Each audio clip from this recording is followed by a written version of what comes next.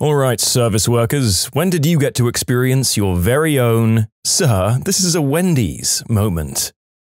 This is really weird that this became a meme, because I swear this is true. In about '95, I was driving from New England to Florida for a college spring break trip. Somewhere in South Carolina, we stopped at a Wendy's. Near the hallway to the bathrooms, they had a big map of South Carolina, and I said to a person, "Can you tell me where we are?" I was pretty clearly indicating the map. The lady said, "Honey, you're in a Wendy's." I was like, "Thanks, okay, so, no Big Macs then." One time, this older guy rushes up to order and slams a coupon on the counter saying, "I want this." I pick it up. It has menu items for KFC. I ask him, "What exactly would you like to order?" He instantly gets disgruntled with me for not reading his gosh darn mind and shakes his finger at the coupon and said, "Well, whatever's on the coupon, obviously," in a condescending tone. I just look at him for a minute and say, word for word, "Sir, this is McDonald's. I don't know what you want me to do with this KFC coupon." He looks at me dumbfounded. Then he looks behind me at the menu and around the store and yells, "Ah, crap!" Like this isn't his first time walking into the wrong establishment. He then grabbed the coupon and stormed off. "So, you don't have tables?" "No. I'll just have the General Chicken. This is Pizza Hut." "Fine, just a few egg rolls." "How about a pizza?" "Why would I order pizza at a Chinese restaurant?" "You know what? You're right, that would be stupid."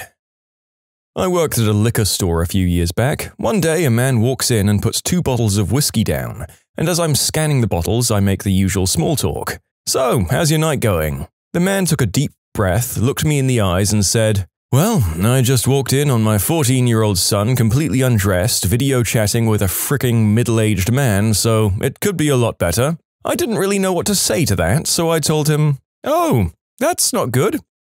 Enjoy your drinks." You know what, I wouldn't know what to say about that either. I think your average server is pretty accustomed to giving completely neutral non-answers to awkward things we become privy to. Take your min-wage job badge and wear it proudly, my friend. Also, that man had a valid reason to need a drink. Dude came to drive through. I opened the window. "Sir, how can I help you?" "I'm out of checks," he replies calmly. "I'm not sure I follow you," I say. "I'm out of checks," he says, again, more impatiently. "Right, I heard you, but I don't know what you want me to do about that. You can pay with cash or card too?" The guy gives me a weird look and says, "Oh, this ain't the bank," and pulls out away from the window. I'm a pharmacist. You know, I think someone at that drive-thru is dealing. More likely this is a passphrase. There was a guy dealing out at the McDonald's near where I used to work, and you had to order some weird combination of things to get your substances. I used to work at Target, and they hired a new girl who'd previously worked at Walmart to work the fitting rooms and, by default, the intercom system. A few days after she started, she was about to make an announcement over the intercom, and I guess habit took over because she started the announcement with, "Attention Walmart shoppers." She realized her mistake and made a good recovery with, "You are in the wrong store." Haha, I frickin' relate to this crap.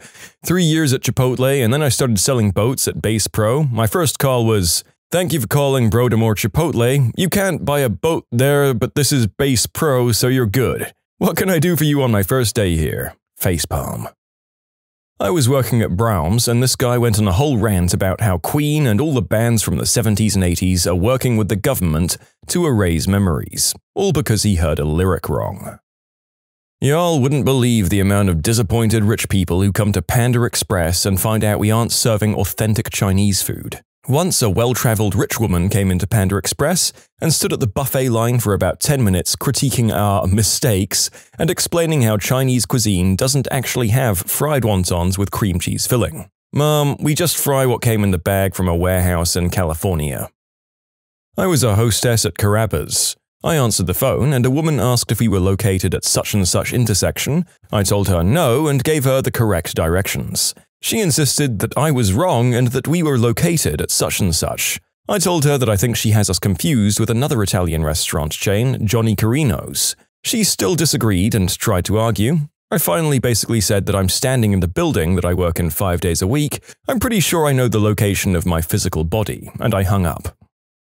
I worked at a pizza place and I got a complaint that we delivered sushi. It was a pepperoni pizza, but he couldn't be convinced. I worked at a Chipotle for 4 years and got some pretty interesting requests, but I'll never forget the time someone ordered soup. Chipotle doesn't have soup. I promptly reminded her that this was a Chipotle, but she insisted we could do it. So we made her soup at Chipotle. It was the grossest concoction of bean juice, sofritas, mild, medium, and hot salsa, and sour cream. She was stoked. I used to work at Taco Bell as a drive-thru guy. I just took people's orders, took their money, and gave them their crap, basically. So there's the usual script you have to follow when a customer pulls up. "Hi, welcome to Taco Bell. How are you?" And 90% of them say, "Good, could I get a…" and carry on with their order. The kind 10% of people say, "Good, how are you?" And you'd basically say something like, "Pretty good, thanks for asking. What can I get for you today?" Well, one time I got an outlier. I asked, "Hi, how are you?" And defying all convention, this man on the other end, in a country accent, responded sadly, "Oh, we're not doing too well." It wasn't in a dignified way either. The guy sounded legit upset about something. I was just bewildered. I had no idea what to say. I think after about 5 seconds of silence, I was like, well, sorry to hear that. What can I get for you tonight?" The speaking part of that job is so routine that you just become a customer service robot. Then this sad guy comes through and actually is honest about his current mood, and it just threw me off entirely. I had that once working at McDonald's like 6 years ago. This lady, probably in her 50s, comes to the front counter. I say my NPC greeting script of, "Welcome to McDonald's, how can I help you?" And she, straight-faced, staring into my soul, asked if I would do the deed with her. I was astounded at the confidence and sheer bluntness about it, as well as how inappropriate it was. I stammered out something about me being 16 and that's illegal. She then got all sad-faced and started on about a divorce and she was having a rough time with it. I managed to chime in, "How about a nice burger for some comfort food?" And she ordered one. I never saw her again, thankfully. I worked at the concession stand at a movie theater in high school. This guy orders a popcorn and a large Diet Pepsi. Comes back to the counter about 10 minutes later complaining that his soda is carbonated. I explained to him that all of our sodas are in fact carbonated, and he asks me if we have a microwave. We did, so he wants me to go into the back and microwave his soda. He wants it warm but not too warm. Went to the back and had to pour the soda into 2 different cups because the original wouldn't fit into the microwave. Just a truly bizarre experience. I don't drink anything carbonated, but this is the first time I've heard that microwaving gets rid of the carbonated part. So is it just sugar water that's left over? It's not that exciting, but in my town we have 2 KFCs. One of them is a joint KFC and A&W. I used to work at the standalone place and would always have people try to order burgers, shakes, cheese curds, and other A&W products because they didn't realize that they're different restaurants. You know what? Reading through this thread is starting to convince me that dishwashing was actually the lucky position. Yeah, you know what? There may be other gross, physically exhausting, and underpaid jobs in the service and hospitality industries, but given my own experience with customers and reading about these ones here, the narrator is fairly certain he picked the wrong side of the business to work in. Worked at McDonald's.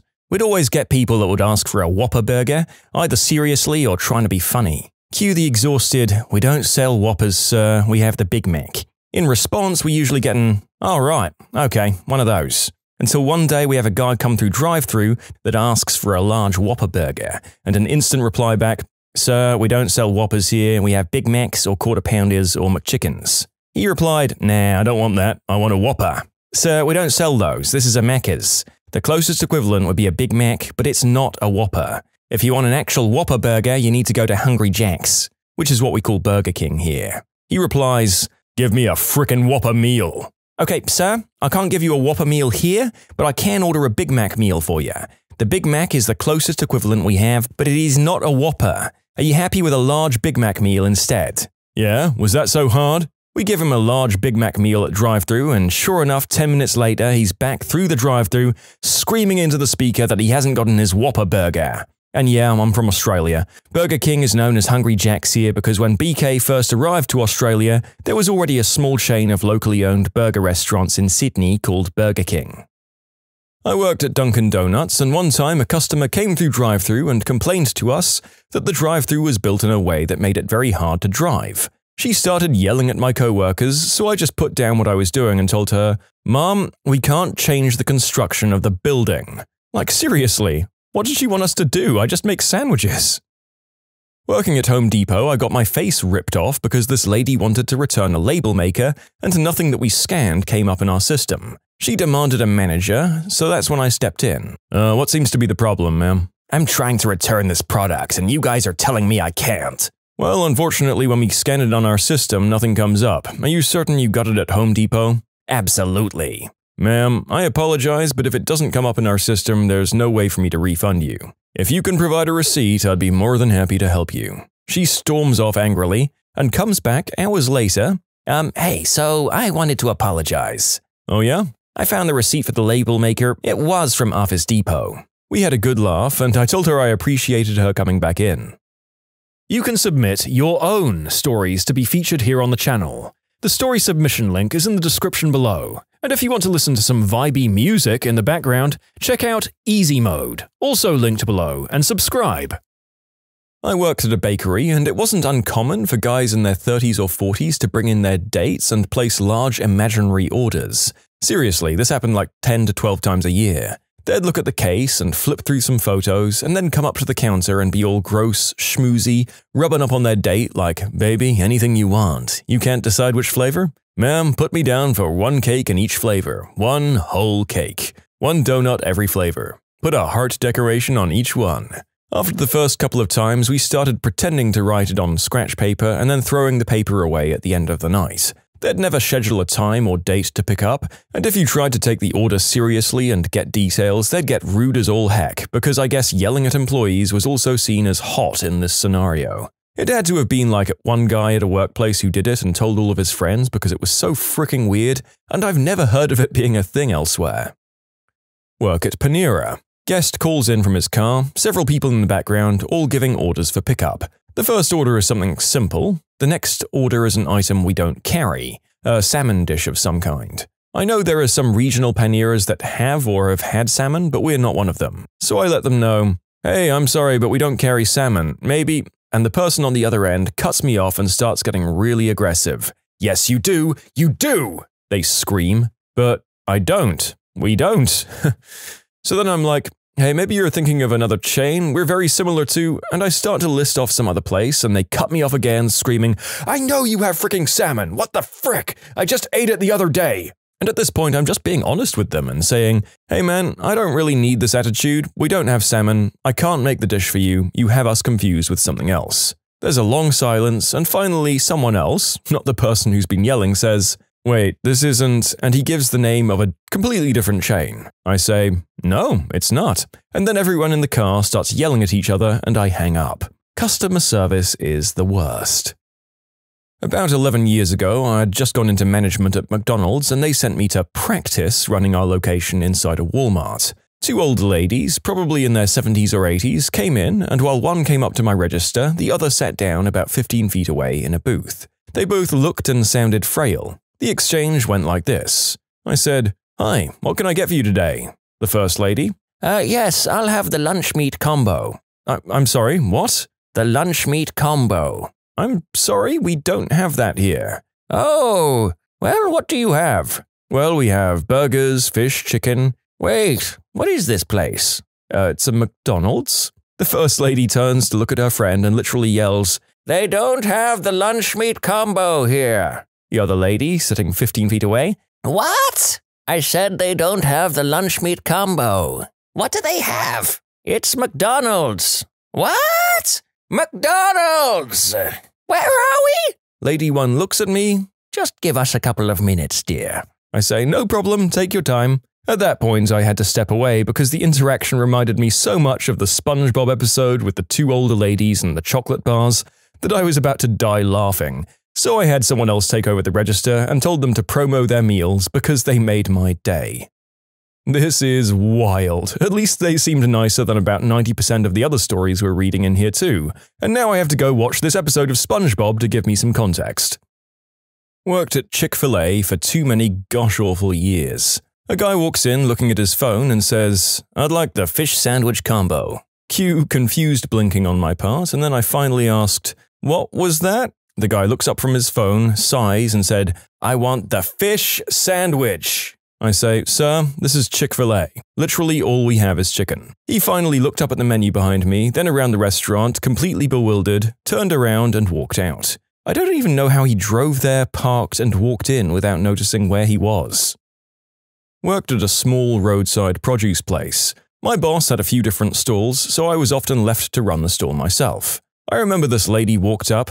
"Do you have any tomatoes?" "No, sorry, we don't." "But the place down the street has them." "Then go there."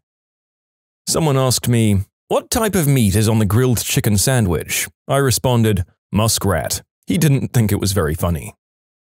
My family runs concessions trailers at fairs. Lots of great stories, but this one always sticks out. We have a giant 16-bay steam table directly in front of the serving counter. It's old and some pans don't sit quite right, so there's always a bit of steam leaking out.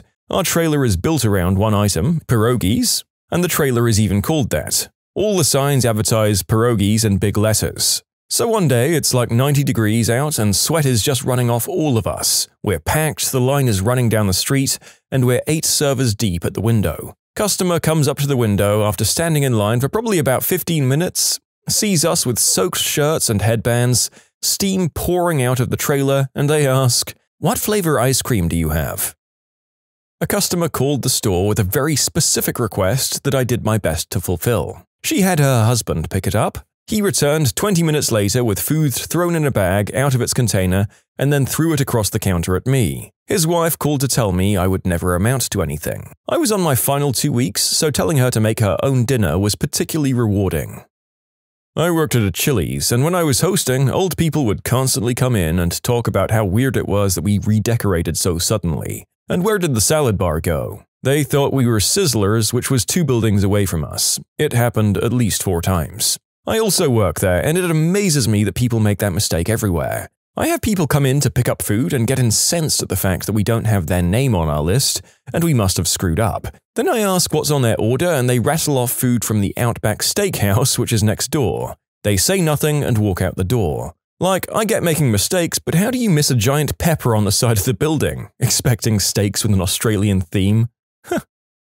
I worked at a pharmacy and once had a doctor call in to ask if we do doctor's notes. The pharmacist carefully explained that this was a pharmacy and that only doctor's offices can give out doctor's notes.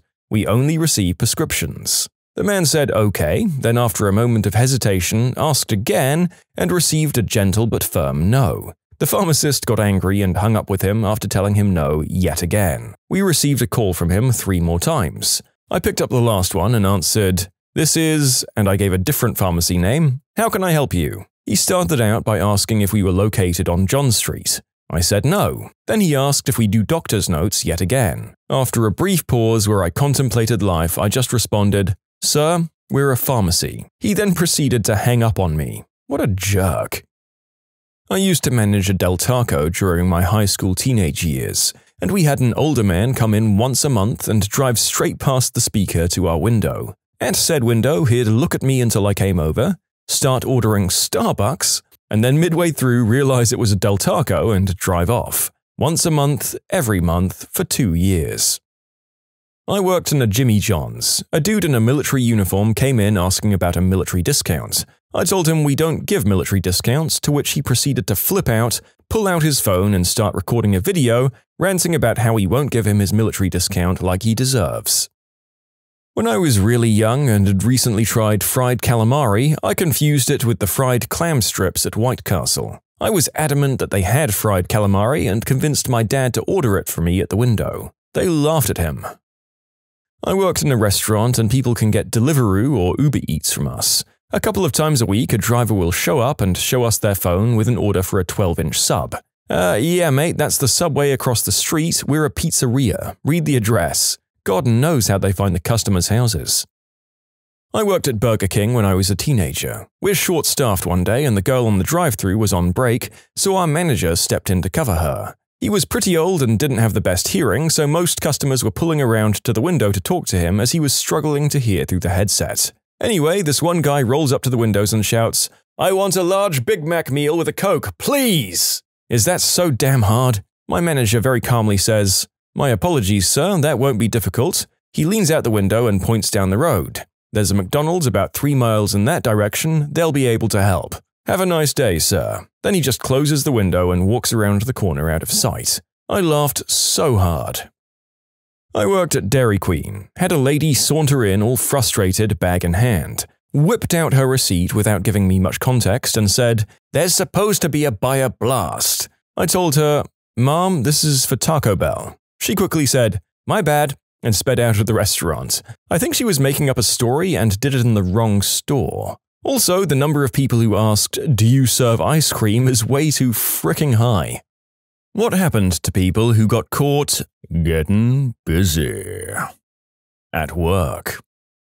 Worked at Wendy's when I was a teenager. Just me at the register, the manager, and another girl in her early 20s at the drive-thru. There was another guy in his 20s who was on the grill and an older woman at the sandwich station, who I chatted with often. It was almost closing time. The manager is in the office doing whatever it is they do. The woman at sandwiches starts doing dishes, and the other two are outside taking a quick smoke break. So I start cleaning up the dining area and take the trash out to the dumpster. The dumpsters are enclosed around a fenced gate to keep pests and animals out. As I approached the dumpster, I heard someone else whisper, "Shh, shh," followed by a quiet, "What?" I am now aware these two people are not actually smoking and probably doing something my 16-year-old eyes don't want to see, especially since it's my co-workers. So I stand there for a moment, figuring out what to do as I'm tired and ready to go home. Then, without a second thought, I heave the trash bag over the gate and yell out, "Throw the trash in the dumpster for me when you're done." I walk back inside to finish cleaning up. The two lovebirds walk in about 5 minutes later and do whatever they can to avoid eye contact with me. As I'm heading to my truck, I check the dumpsters to see if they threw the bag in the bin. To my surprise, they actually did.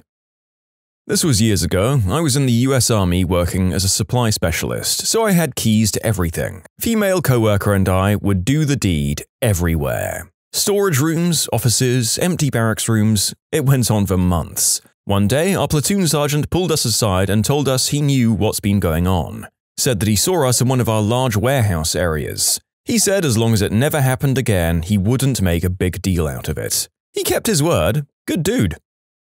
My friend caught the maintenance man and his wife doing the deed in the break room. He never said anything. At my old job in a sheet metal factory, we caught two elderly employees doing the deed in the back of his Suburban. We'd long suspected it, because they went from being extremely close to kind of just trying to not be seen talking too much. Also, because it was a job that had unlimited overtime, they'd both show up at the same time and leave at the same time, even though we didn't have set hours. It was wild because both his son and her sons worked for the same company. His wife would show up and bring food for the whole staff in our department too, and you could see the mistress's guilt whenever his wife was there because she'd always leave. After we caught them, we kept our mouths shut about it, but they both started being really nice to us. The woman would bring us all lunch every day. It honestly saved us so much money. We'd eat out almost every day prior to that. And I'm not just talking ham and cheese sandwiches that she bought. She was Mexican and would make us full meals, tacos with beans and rice, chilaquiles, nopales, you name it. She had this little griddle in the break room and she'd make them fresh. It's probably the only thing I miss about that job. Silver lining to a very awkward and complicated situation. You know what? I would have accepted those free meals as a bribe too. Knocking on a coworker's partner for their infidelity is already a thing I'm probably not going to do for the sake of keeping my own life uncomplicated, which I know is selfish. I may as well accept some delicious Mexican food to relieve my guilt. I found out my long-term girlfriend was banging a maintenance guy at the nuclear power plant she worked at, because he left a message saying he couldn't see her that night because a transformer had, quote, blowed up. I remember incredulously asking her, "You're cheating on me with a guy that says blowed up?" There was a girl who'd done the deed with some employees for pay. When caught, they transferred her to another building and took some minor disciplinary action against all involved. Then, she did it again at the new building, so they transferred her back. At this point, a couple of years had passed, so there were no old clients in her area. Then she did it again. Third time was the final straw to get her fired. This woman was taking home 2 days' paycheck for 1 day worth of work. Wow. I worked with a guy at my previous job who was a night security guard for the main facility. Very smart guy, but had tons of self-destructive behavior when he was doing well. He was caught on camera entering an office with a night janitor, and she confessed that they'd been doing the deed at work. When confronted, he admitted to doing the deed with her, and they said he'd be terminated. He agreed, but first asked them to show him where it explicitly said in the company policy that doing the deed on company grounds was prohibited. He'd already reviewed the company policy and knew he had a claim of potential wrongful termination, and they did as well. Soon after, we had an updated corporate policy release with some clarification on what was considered appropriate work behavior. The guy actually stayed with the company for years and went on to work in manufacturing, where he was terminated for more self-destructive behavior. People ask for more stories, so I'll share a few of the ones I recall and aren't too personal to him. Once, he went just beyond the city limits, it was a large city, to a decent-sized river and creek. He was shooting a sawed-off shotgun into the water when the cops came after numerous complaints. He had all the licenses required to duck hunt and could legally hunt there, but the officers had to talk him into moving to a safer location, because he wasn't hunting after all. The other story I recall was him driving a tiny front loader at work that a third-party contractor had bought in for the day. He ended up messing something up and then using the safety policy against the company as a way to protect himself. I can't recall the exact reasoning behind this one, but we all thought it was the end for him, but he managed to work himself out of it. Okay, what's today's topic? Reads question. I didn't know I couldn't do that. Back in 2010, my high school basketball coach got caught doing the deed with a very pregnant teacher in the hospitality room of the school. And I mean very pregnant. And both of them were married. Very sad. I work in a government office. Our boss got caught doing the deed with his private secretary. Boss stepped down and the secretary was suspended for 6 months. My boss was caught in affairs with 5 different women at the hotel I worked at. He was fired with a long investigation. It sure explained why the dude was always late leaving. He had to catch up from how much banging he did. I was caught by my boss's boss going at it with my boss. He threw his binder down on the ground to get our attention. Then he left and we broke apart, then just finished the shift. I was so sure we were both going to get fired. I was a nervous wreck the whole day. In the end, he decided not to tell anyone and not to fire us. He just asked me if it was consensual, which it was, and lectured me on how inappropriate that was. Obviously, I agree. He also said he wished us a happy relationship. Scariest and most awkward day at work of my life. Never again. I see the supervisor sometimes, and I know it's obviously something we'll both never forget. You know, I have respect for someone who makes sure a lower employee, or anyone, isn't being taken advantage of. Good for him. Got caught by my brother plowing a coworker in the back of our family-owned restaurant. He played it cool for a few years until we were talking about it at lunch and I casually mentioned how I know he caught us. That was the day I found out he was doing the same thing with the same girl. Update, to answer the number one question I'm getting, my god guys, it wasn't my sister, it was my brother's sister. I plant trees for a living and hire over 30 20-something-year-olds and send them into remote areas for days at a time. Often I set up trail cameras to track progress and get cool time-lapse shots, and also wildlife pics. On more than a few occasions, I've seen photos of staff walking off together and one glorious shot of one of these people going south of the border on the other one. I delete the photos and I don't make a big deal of it. If it doesn't impact their tree numbers, I just consider them on a break. Most of the time they're paid per tree planted, so it's up to them how much time they want to plant versus how much time they want to do the deed. In my case, nothing happened. They said sorry and closed the walk-in fridge door. Restaurants are a weird and wacky world. Yes, pizza restaurant of more than 10 years here, can confirm. Lots of young, stressed-out, overworked people who don't have time to develop social relationships outside of the kitchen they're chained to for 45 hours a week. Add in the fact that many restaurants have lax enforcement of literally every rule they're supposed to have, and that so many restaurants' employees are college kids or early 20s college dropouts that are still attractive and cool, and that so many restaurants serve alcohol to their staff at a discount frequently on the clock, and you've got a perfect storm. A perfect, sweaty, dramatic, foolish, horny storm. Also, substances. Very true of hospitality. Also, this was a decade ago, but I remember seeing that there was an additional factor in some article or another.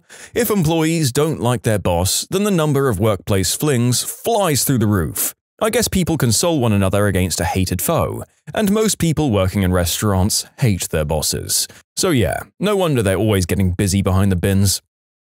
I used to work at the county jail, and we hired a new officer that worked in the cage. The cage control room is semi-private and has control of unlocking doors, so no one can walk in without the cage operator pushing a button. She was in an open marriage and put it out for just about anyone. She got caught when 8 officers got the clap. A few spouses, who got the clap from their cheating husbands, complained to the sheriff and she was fired. Demotions, suspensions, and firings of other male officers followed after an internal investigation. I mean, if you know she puts out for everyone, why in the name of sweet Satan's gonads would you not wear protection every darned time? When 8 people or more get the clap, it's called a round of applause. Am I right?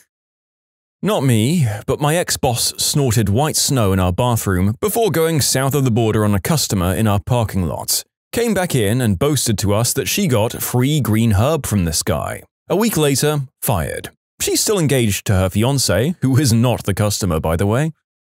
You can submit your own stories to be featured here on the channel. The story submission link is in the description below. And if you want to listen to some vibey music in the background, check out Easy Mode, also linked below, and subscribe.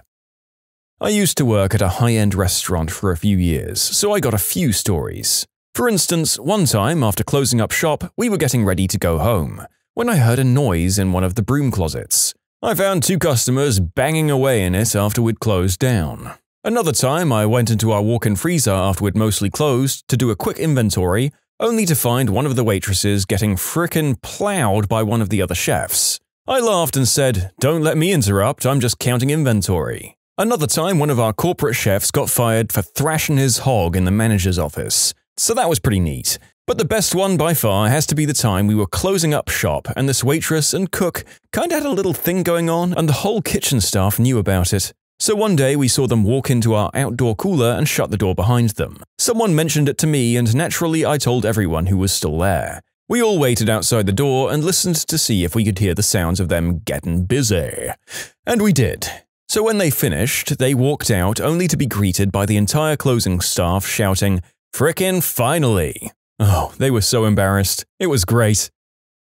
I never have, but I can tell you that entire company-wide design decisions have been made for Amazon fulfillment centers to help curb such actions. For example, all janitor closets are required to have half-glass doors. My math teacher got caught doing the deed with my English teacher on the school printer in the conference room. So he got the name Printer Effer. And yeah, he's German, the German word for printer is Drucker, so the name Drucker Effer sounds a lot better in my native language. Not me, but 2 co-workers at a small family restaurant. They got caught doing the deed in the bathroom when the owner literally opened the door on them because they didn't lock it. The girl was bent over the sink and they were watching themselves in the mirror. He slammed the door shut and when they came out a few minutes later, panicky and shamefaced, he yelled at them, "If you're gonna do that, you clock out first," while the rest of us laughed our butts off. Worked retail in college. We were in the stockroom, clothes mostly still on, when the shift manager came in. I had her up against some fitted shirts. Me and her were written up and sent home. They interviewed us separately the next day and we lied about not having a relationship so they wouldn't transfer one of us. Looking back, I'm actually pretty surprised we weren't fired. Co-worker and manager got caught. He got transferred and she started hitting on me, and everyone else. It was awkward, but they were both adults. Not necessarily on duty, but I was at work. I used to work on cruise ships, and crew occasionally got cabin inspections. My girlfriend/co-worker and I were doing the deed in the morning when we heard a knock and the phrase, "cabin inspection," in an authoritative British accent, which we knew was the ship's captain. I managed to grab all of my clothes and run to the restroom. My girlfriend straightened out the room and managed to stall the captain and prevent him from checking the bathroom. She told me that I forgot the used rubbers on the floor and she managed to step on them to hide them with her bare feet. I owed her big time for that one. I used to work in fast food, and a manager got caught doing the deed with an employee. They were going to just transfer him, but they realized that the employee was 17 and the manager was 24, so he was fired. The employee quit because they thought it would keep the manager from being fired. I quit a few weeks later for unrelated reasons. I'm getting a lot of replies asking if we worked at the same place. It is scary how many places this seems to have happened at, and I work at Taco Bell. I worked at Whole Foods. A man and a wife working together, and the wife was 6 months pregnant. One day the wife goes out to their shared car during a lunch break, and lo and behold, inside the car, her husband is just banging away with another Whole Foods employee, someone much younger. I've never seen the entire store come together like a family as they did in that day to support the pregnant wife. The husband and wife did stay together against everyone's advice, and the young lady he cheated with quit work. The ones who I caught at work started dating immediately after they were caught, and now they're moving in together. The boss gave no Fs about it either. I was a whitewater raft guide 10 years ago. We would party at the area where we stacked our rafts at night at our boathouse, and we slept in tents nearby. One thing led to another, and my girlfriend at the time and I got on top of a stack of rafts under the stars quite drunk. The boathouse manager lived in a small apartment with an upstairs window directly adjacent to this stack of rafts. We would be introduced to our tours by him each day with a fun little anecdote like, "This is James, best river guide west of the Mississippi." So the next day after we did this, after saying nothing to us, he was introducing us to a new crowd and went, "Okay, now your guide is going to be Chelsea the Screamer," with a pointed look at us. She looked like she saw a ghost and then laughed it off. There were no further repercussions beyond the call-out and a bit of laughs. It was a laid-back environment, though. Yeah, that's the kind of thing I'm not sure you could ever get away with in a modern office environment, but it seems like par for the course for an outdoorsy job where the staff happen to get busy well away from the gaze of any HR-type folks. Worked at a bank branch a long time ago, and one of the financial advisors was pregnant with twins, and everyone was super happy for her. Apparently she'd been trying for several years with her husband, and it finally worked. Fast forward to her last day at work before her maternity leave, we decided to throw her a small goodbye party at the branch employees' room after closing hours. The husband was present as well. 15 minutes passed and suddenly the husband decided it was time for a toast and that apparently he made a lovely video for his wife to show her how grateful he was on a USB stick and insisted on showing us the video. So the manager bought him his laptop so we could watch it. The video was a hidden camera, I guess, in their bathroom of the advisor doing the deed with another guy with sound and everything. We were all so shocked, the video played for a good minute until the manager closed his laptop and basically sent everyone home. The advisor was crying her life out, the husband had this evil smile on his face and took his USB stick out of the laptop and said, "See you in court," and left. I was an engineer at a company. A couple were fired for doing the deed in his car in the parking lot. Our company was one of the biggest CCTV manufacturers in the world. I designed camera control systems. Our parking lot was also used to test products, and had one of the highest camera per square foot ratio of any parking lot anywhere. Our cameras had amazing zoom capabilities. This just never occurred to these two brainiacs. Management insisted that we delete all footage. And to clarify, these weren't engineers, they were support. Maybe they had an associate degree, but I doubt it. The parking lot is company property. Company handbooks and HR training both say not on company property. Also strongly implied is not with the company name. At a college job in an office, the janitor walked in on me and another intern furiously banging it out with zero remorse in an empty conference room. The only repercussion is that now I get to marry her in a month. Kinda weird that the janitor forced you to marry her.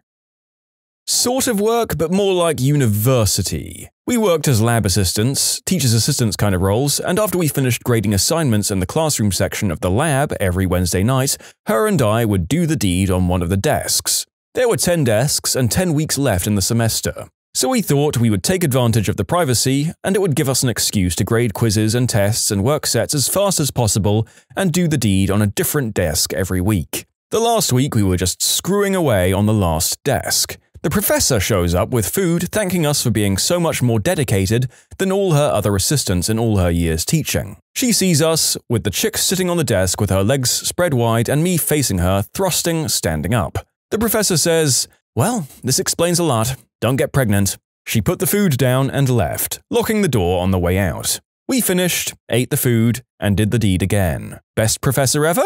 Not even a question. My wife is a teacher. I visited her classroom after hours and we banged in the actual broom closet like something off a crappy sitcom. Of course, someone walked in and said, "Whoops," and left, and I almost lost my mind and my focus. But my wife was like, "Relax, half the staff are doing this, and I've caught a few in here myself before." It was difficult to finish. I got caught going at it in the toilets at a work party with my coworker. Luckily, whoever it was saved us the embarrassment and just knocked on the door loudly. We straightened up and left, carried on drinking. The toilet was tucked away in this corner so the party couldn't see us leaving and no one was outside when we left. Nothing ever came of it, thankfully. Very funny though, 10 out of 10 would do again. We hired a new guy, and as he was relocating across country, he asked for a job for his wife and we accommodated that. They ran the customer-facing aspect of our shop, which included a storefront that was only open a few hours a week. Because there was a cash box in that room, it was very secure. The owner's son had a reputation of raiding it whenever he needed a smack fix, so new doors and new locks, two-way mirrors, among other things. Routinely, we would call into the room to get things from them, and the phone would go unanswered. They assured us they were up to nothing, but we heard noises a few times, so I played a hunch. I was IT, and one day coming out of the server room, I passed them in the hall, and she asked what I was doing in there. And I fabricated a security system that no one bothered checking. I explained that I was in charge of tapes and updates, and that due to robbery and theft we had a camera in every room, including their office. I hadn't looked at it in months and was restoring the system to look at some stuff from the past 2 weeks. Fast forward about 20 minutes and they were tearing the room apart looking for a camera. You can hear her sobbing through the door, shocked at what I have on tape. They got a warning, I pointed into a vent as a heads up for the camera, and warned it got the whole room. We eventually fired both of them. I worked in loss prevention. Catching other employees became a pretty normal event. Here's the thing, most retailers put twice as many cameras in employee areas as they do in customer areas. If it was between employees, they would get a verbal warning, sometimes a written, and managers and employees would cause one to get transferred, usually the manager. Employees and a non-employee in an employee-only area was either a written or a final warning given. I can't think of anything crazy except for when I first caught someone, the other loss prevention people were just meh, and after a while it became a normal thing. What is the most embarrassing thing you had to tell your parents? When I was 7 or 8, my grandma bought me this pair of jean shorts that were way too small, but she insisted I wear them anyway. Throughout the course of the day, the rubbing of the shorts caused a few cuts and something like rug burn all over my downstairs bits. When I went to pee, of course, it burned like crazy. I had to go to my mum and explain what had happened. It was awful. I once got a bunch of jelly beans for Valentine's Day from my ex-girlfriend. I hate jelly beans. Absolutely think they're the worst tasting things in the world, but I acted like I was grateful and took them home. 4 weeks later, it's 8 p.m. on a Friday and my car broke down. No one could really make it out of my house, so I was sitting in my room bored. So I started tossing jelly beans up and trying to catch them in my ear. Well, after an hour, I got one to land in my ear, like really in my ear. I went to retrieve it and I pushed it in further. So for 30 minutes I tried getting it out, and it kept getting wedged deeper and deeper. So finally I walked upstairs, looked at my mum on the couch and said, "I have a jelly bean stuck in my ear." She blinked and stared for a minute and then asked, "How old are you?" 16. "I'm going to use this key to try and get that jelly bean out of your ear. If that doesn't work, I'm using it to drive you to the pediatrician since you're a goddamn 4-year-old. She was able to get the jelly bean out after a while. I started a stamp collection when I was 13. I really liked stamps, but nobody mailed me anything and my parents never got any good ones. So I started checking my paper route customers' mailboxes and was able to start a really good collection that way. I hid my collection in the basement because I thought my parents were searching my room. One day, my dad found hundreds of letters addressed to different people in the neighborhood where I hid them behind the Christmas stuff. And he freaked and started yelling at my mum. He said he knew what she was up to and wanted a divorce. I was scared and embarrassed, but didn't want my parents to split up, so I confessed to the collection. They made me walk my route and return all the letters while my dad videotaped me. They did split up that year anyway, so I shouldn't have said anything. My dad sent me the videotape for my 30th birthday present with a card that just said, "Good times." Oh my god, you absolute thicko. I think I was a lot younger than 13 before I was finally able to logic out why you shouldn't steal other people's mail. Still, I hope your father allowed you to keep the stamps on the mail you stole. I doubt the recipients were going to keep them anyway. He has a pretty good sense of humor, too. I have to tell mine that I'm having surgery. Circumcision, age 26, because I tore it while doing it in the butt with a woman twice my age. The first time I splooged when I was about 10 or 11 years old. I think I was just rubbing myself on the side of the bed or something, and suddenly I had no idea what was coming out of me. I hadn't learned about this, and just this white stuff dripping out of my gentleman made me freak the frick out. I had no idea if it was natural or something terribly wrong had just happened, and my mum was sleeping, so I woke her up to tell her that some weird white stuff just came out of my wee-wee. Obviously, she was a bit shocked and was trying to hide her laughter. I was a bit confused, and she kind of briefly explained what I did and said it was fine and not to worry. I don't think I thought about it too much at the time, but when I was a little older, I realized how I woke my mum up to tell her how I splooged for the first time, and my embarrassment burned like a red-hot poker. When I was 17, I tried to wake my mum up after she'd worked until about 3 a.m. She didn't want to wake up, of course, and then I told her it was because I needed to go to the Planned Parenthood to get the morning after pill, about 17 years ago. And that got her up in a flash. Didn't even ask questions or complain to me. I guess she wasn't ready to be a grandma. I was younger and I didn't really know how to fix the problem, but my number 2 was too big to flush down the toilet, so I had to ask for help. "Oh, come on, just pick it up and break it in half like a man." I was 9 or so and I did number 2 and blood came out, but instead of my mother, my father came. He freaked out thinking that I was having my period too early and ran to call my mom. I had to tell mine that I didn't know what a virgin was. In middle school, I didn't really know a lot about doing the deed, but I sure as crap knew how to tickle my pickle. Anyway, some conversations started at lunch, and if I recall correctly, some kid made fun of a girl because she wasn't a virgin anymore. Somehow I got pulled into it, and I said I wasn't either. More questions, with me backpedaling and finally admitting I didn't know what a virgin was. Cue my classmates making fun of me all day. In science class, I wrote a self-deletion note and folded it up. I put "Mom" on it and put it in my backpack. I got home, went off to karate, and forgot about everything. Mom picks me up and she has the note on her dashboard. Busted. Long story short, we had the talk, and then I had to go with my stepdad to the library and get an educational booklet on doing the deed. The one thing I remember from one of the books was that there were comments every few pages from a cat. One page about girls' periods and tampons had the cat wearing a sombrero with tampons hanging off the hat. The other page shows the cat all proud and him saying he just caught a mouse. Then a look of fear and he says, "Help, I've swallowed a tampon." It was a very strange day. I was an early 20s male and I still had never been in a relationship, nor have I ever had any real discussion come up with my family about my romantic life, in part because I was too embarrassed by it. But that summer, a couple of my friends had recently come out as gay, and I mentioned it to my parents while I was visiting home.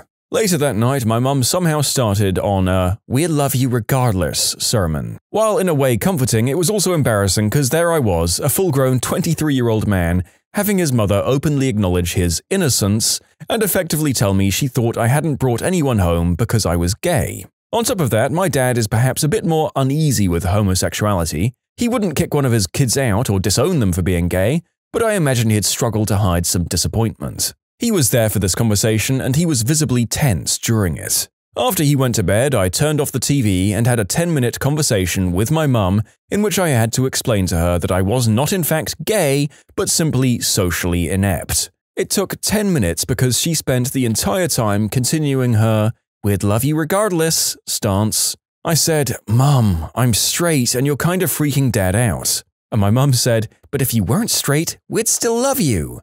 That's great, but it's irrelevant because I'm straight. But if it wasn't irrelevant, it'd still be okay. 2 years later, I was finally in a relationship with a girl. In short, I had to come out to my mother as being straight. Well, my mum found my personal toy collection, so there's that. I had to tell my septuagenarian grandparents that I may have given them crabs. My grandmother just decided to get new linens and toilet seats that day, and my grandfather just shrugged it off and said, I guess I'd better shave it back like I did in Korea.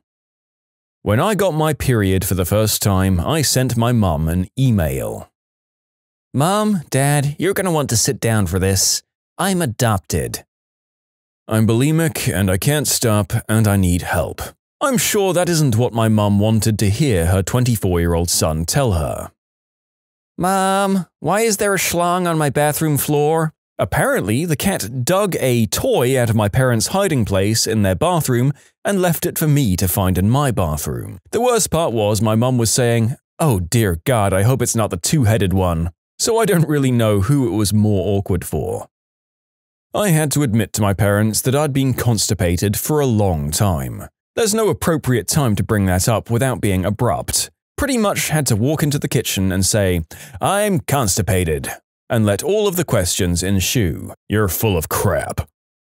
I had to tell my mum that I had warts down there because I didn't know what the frick to do about them. I was 19 and just freaking out. Surprise number 1 was that I'd done the deed. Surprise number 2 was that I had not just those warts but also in the butt. So like 2 hours later, when I realized I'd told my mum I had warts in my butt, I was awkwardly like, Mom, it's not because he put it in there. Definitely a moment of oversharing, and I still cringe over this. Well, since so many of you in the comments apparently enjoy hearing about it when it happens, we've officially reached the story that makes the narrator gag. So well done, Warty McButtface. Ugh. Seriously though, not really your fault. I just can't stop thinking about how going number 2 through those must feel. And I've doubled over again. No. Thank you. As an 18-year-old, I had to get my mum's advice on lubricant. Doing the deed was extremely painful and I felt like there was too much traction down there. The conversation was heck of awkward, but she did give me some advice. Not me, but my older brother. Not sure how old he was, and I was just a wee kid. My brother had his first wet dream, and he woke up and noticed the splooge on his wang, and freaked out. Only my grandma was home, while my uncle also came home for a visit. My brother told them directly what happened, and my uncle decided to mess with him and told him he was going to die. My brother freaked out more and started yelling, "I'm gonna die!" I didn't really remember the details, being little at the time. All I remember was my brother seeing something in his pants and yelling that he was going to die. Nowadays, as adults, my grandma for some reason would keep bringing up that story in family get-togethers right in my brother's face. I also remember her telling this to his wife the first time. On average, I'd hear this story once or twice a year. Every time my sister introduces a new boyfriend home to us, she tells it. Every relative who comes to us, she tells it. Never knew or understand why my grandma would keep telling the story. It wasn't until I was a bit older that I understood the story and I cracked up every time she told it. My friend had to call his mum from the principal's office and tell her he wrote John Hearts the Eggplant on his own binder. He was trying to get someone else in trouble and then remembered he had a conscience. You can submit your own stories to be featured here on the channel. The story submission link is in the description below. And if you want to listen to some vibey music in the background, check out Easy Mode, also linked below, and subscribe. I had to tell mine that my brother and I could no longer sleep in our bunk beds after he met his hot girlfriend. He had the top bunk and would sneak her home at night after he thought I was asleep. Their motion made the bunk beds rock, and I couldn't stay asleep with the moaning and motion. When I was 16 and I got fired from my job at the supermarket because I stole 2 quarts of ice cream. Or when I was 5 and I stole the entire block of cheese out of the fridge intending to eat the whole thing. I felt sick after about a third and then I hid it behind the bed until it got so smelly I had to tell them to move the bed because it wasn't a mouse in the wall, just cheese. Both were highly embarrassing and upsetting at the time, and I'm realizing after writing this that I apparently have food theft issues. I had to come out to my 90-year-old grandmother, who I was living with, and told her that I was gay in front of her mahjong friends in order to explain my date, during which I lost my shoes and wallet in the woods, and that's why I needed $7 to buy a pair of Goodwill sneakers so I could go to work? I was 24!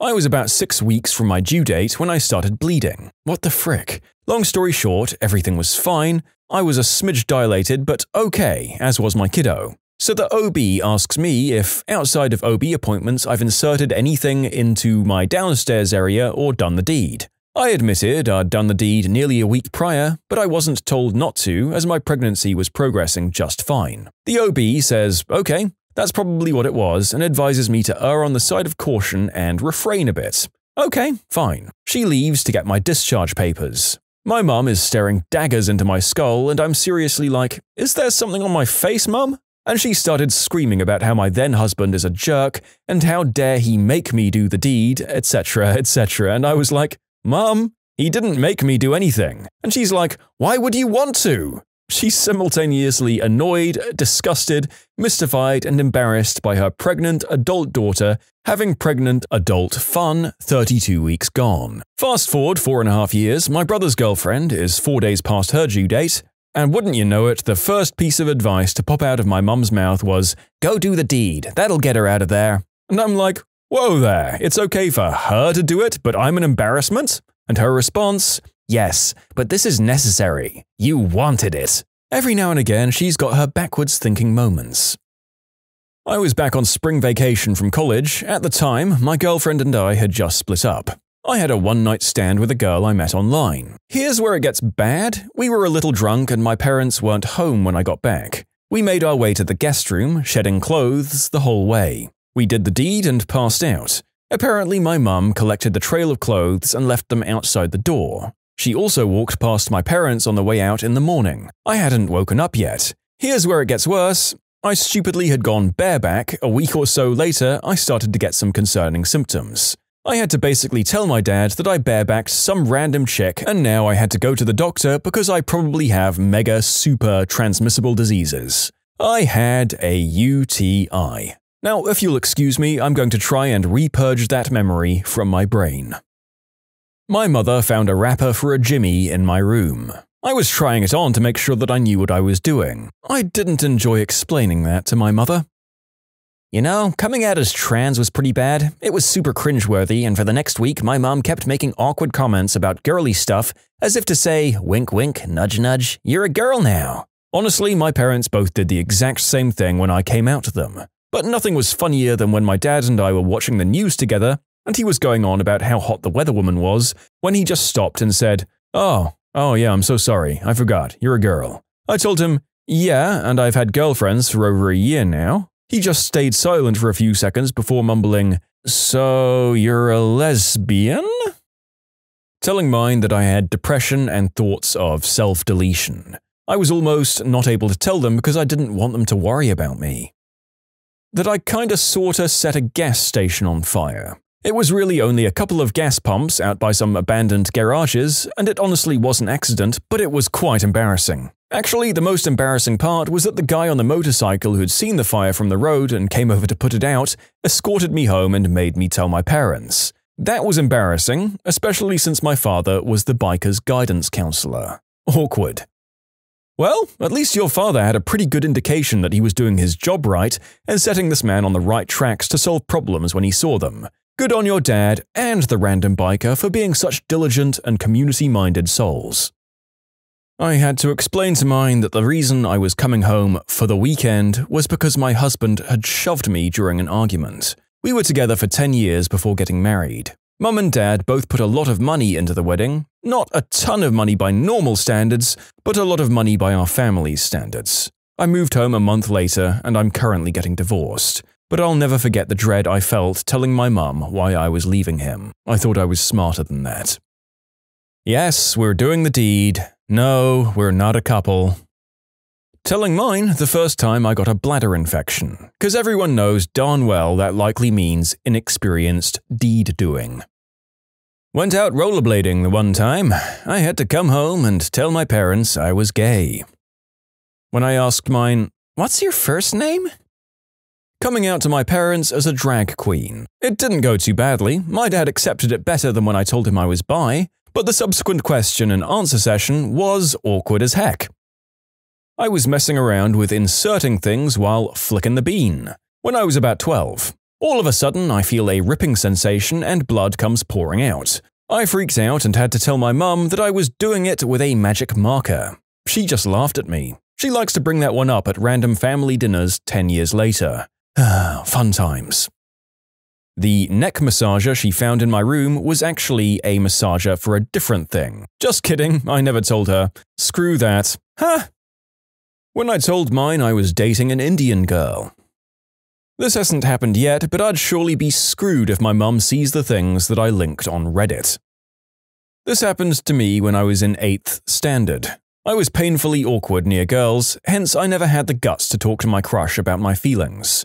My crush was extremely smart, rated over smart by my mum, active and vivacious. Of course, she was cute. My mum was aware of my infatuation with her because she had once discovered a Valentine's Day card in my bag, which I'd planned to give her but couldn't. My mum wasn't very happy with that since, according to her, I should focus myself on making myself a better person rather than engaging in meaningless pursuits, and she actually blamed my crush for that. Probably she was just jealous because my crush was much more accomplished than I was.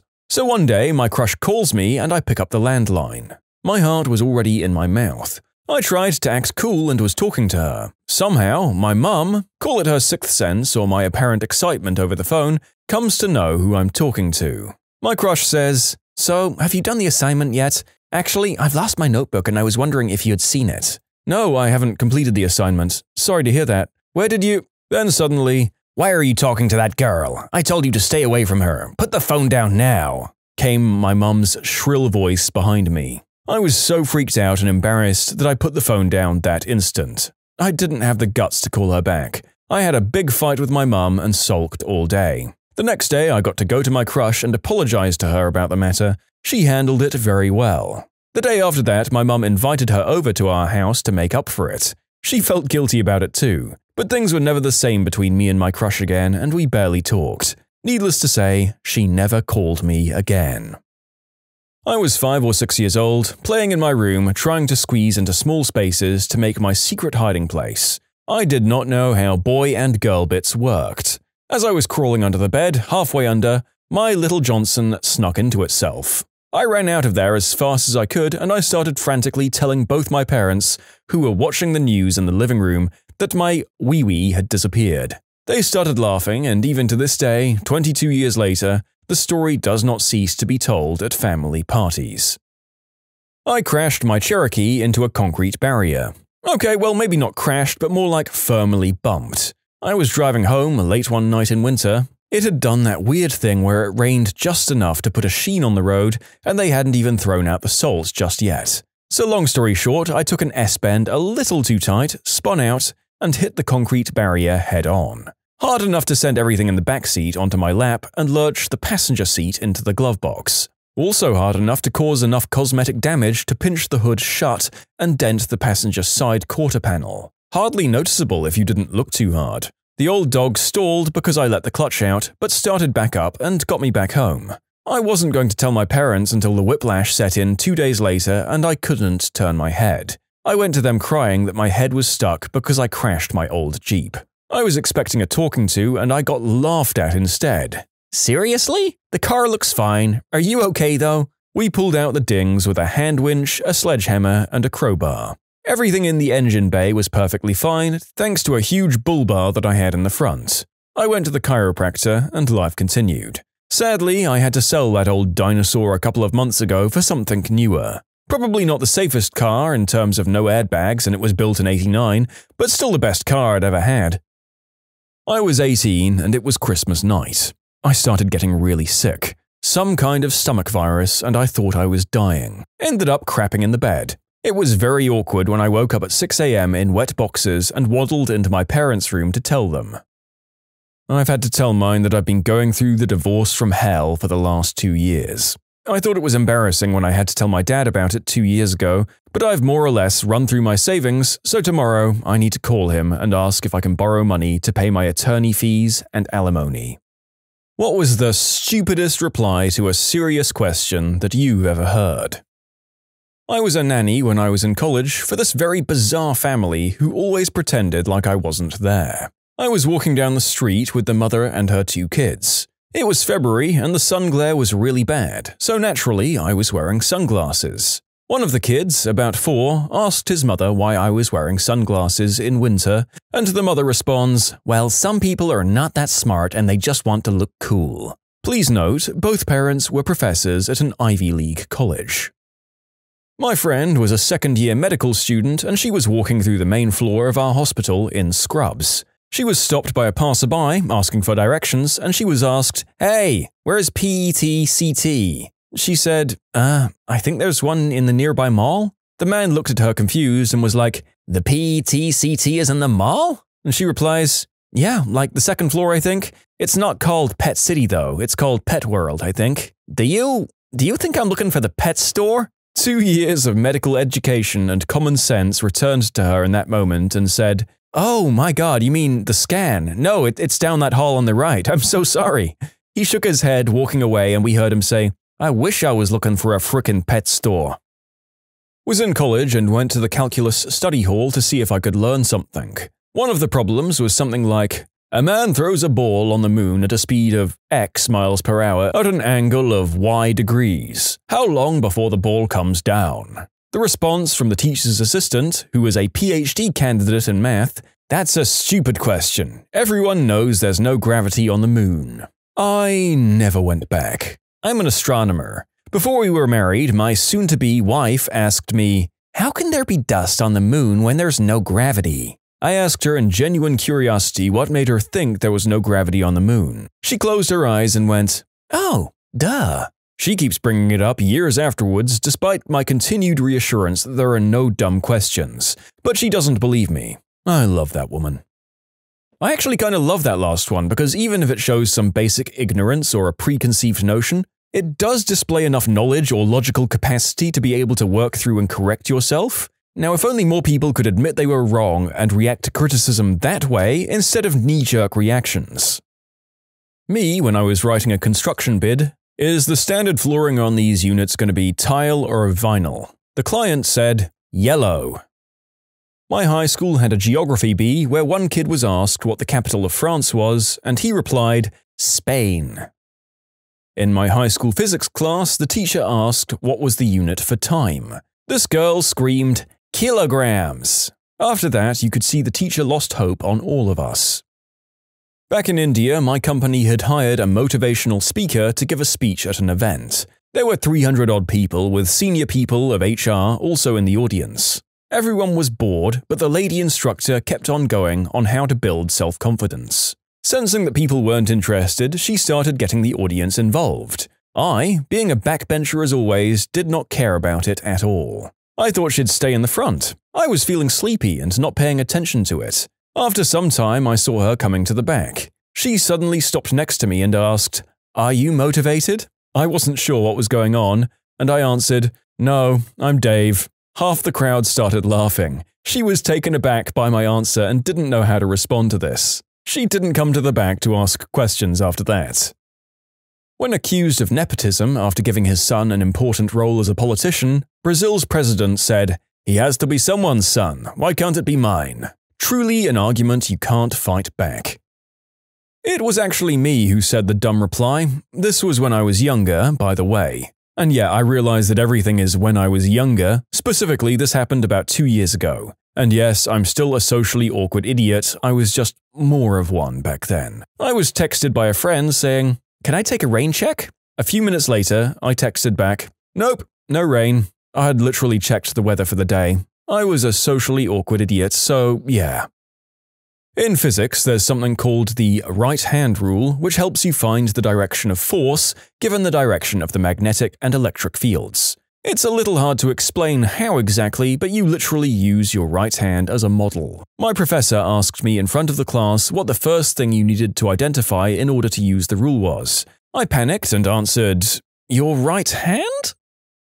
In law school, we had a free clinic for qualifying and lower-income people to come in. We couldn't technically advise them because we weren't barred yet, but we could guide and try to help them through some complex issues they might not have a handle on. One guy came in and wasn't even my case, but being done by a classmate next to me during a session. The man, dead-faced and scared, said, "Would filing for bankruptcy ruin my life?" The girl, flustered on how to answer, said, Well, it looks like your life is already pretty bad."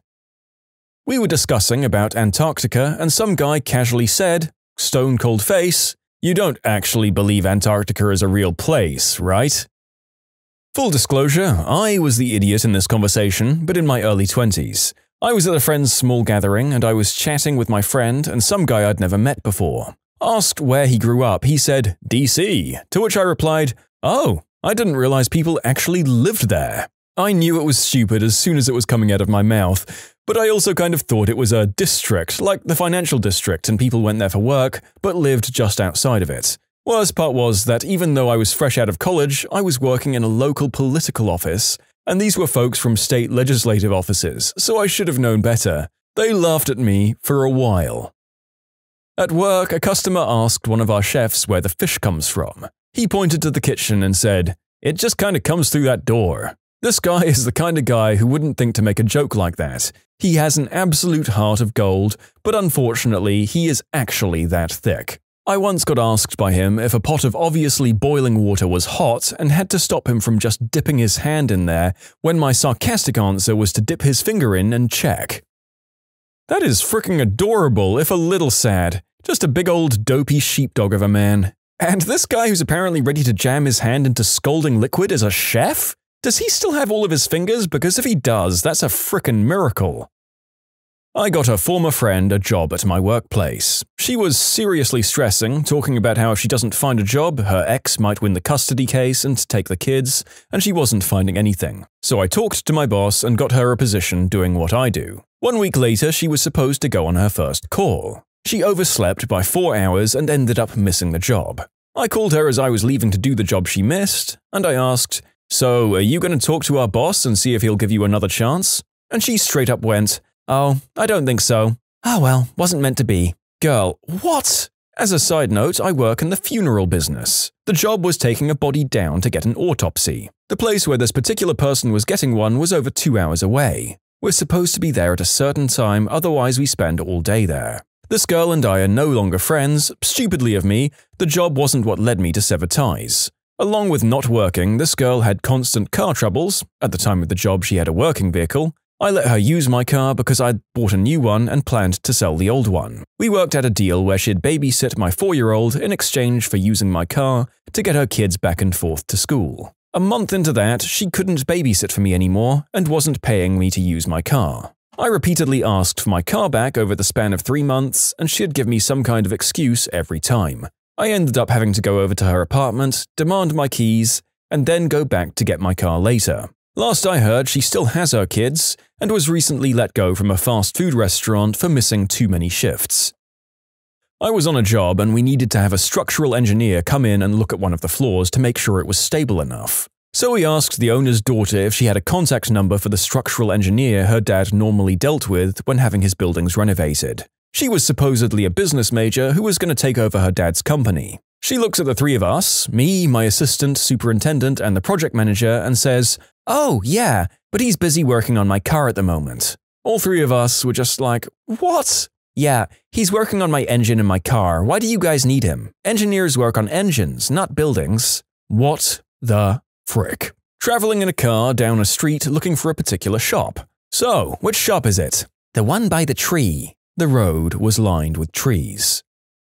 In school, a physics teacher had asked one of my fellow students, who was holding a presentation on nuclear energy, "What is the Hadron Collider in Switzerland used for?" The response was so outrageously stupid, I was dumbfounded and cannot believe this happened to this day. She also wasn't joking. Nobody jokes with this teacher because no one had ever seen him laugh and he was a D-bag. My friend confidently said, "To create a second sun."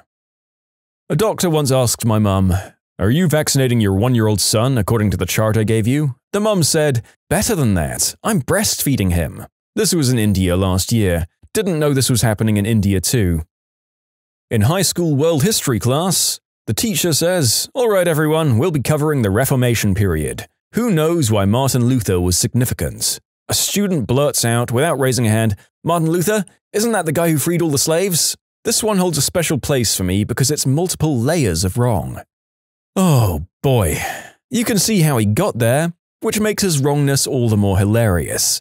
Same name, bar a couple of syllables at the end, black guy, equal rights, freed slaves? Stand up with a completely unearned air of competence and shout bingo. At the start of 2020, a volcano erupted in Batangas, a province in the Philippines. It affected my hometown, which frickin' sucked. What does our president suggest doing against the eruption? Give supplies? Help in the evacuation of the people stuck there? Provide relief and support? No. You want to know the answer? His words, not mine. I will urinate on the volcano. Good job, President. You can submit your own stories to be featured here on the channel. The story submission link is in the description below. And if you want to listen to some vibey music in the background, check out Easy Mode, also linked below, and subscribe.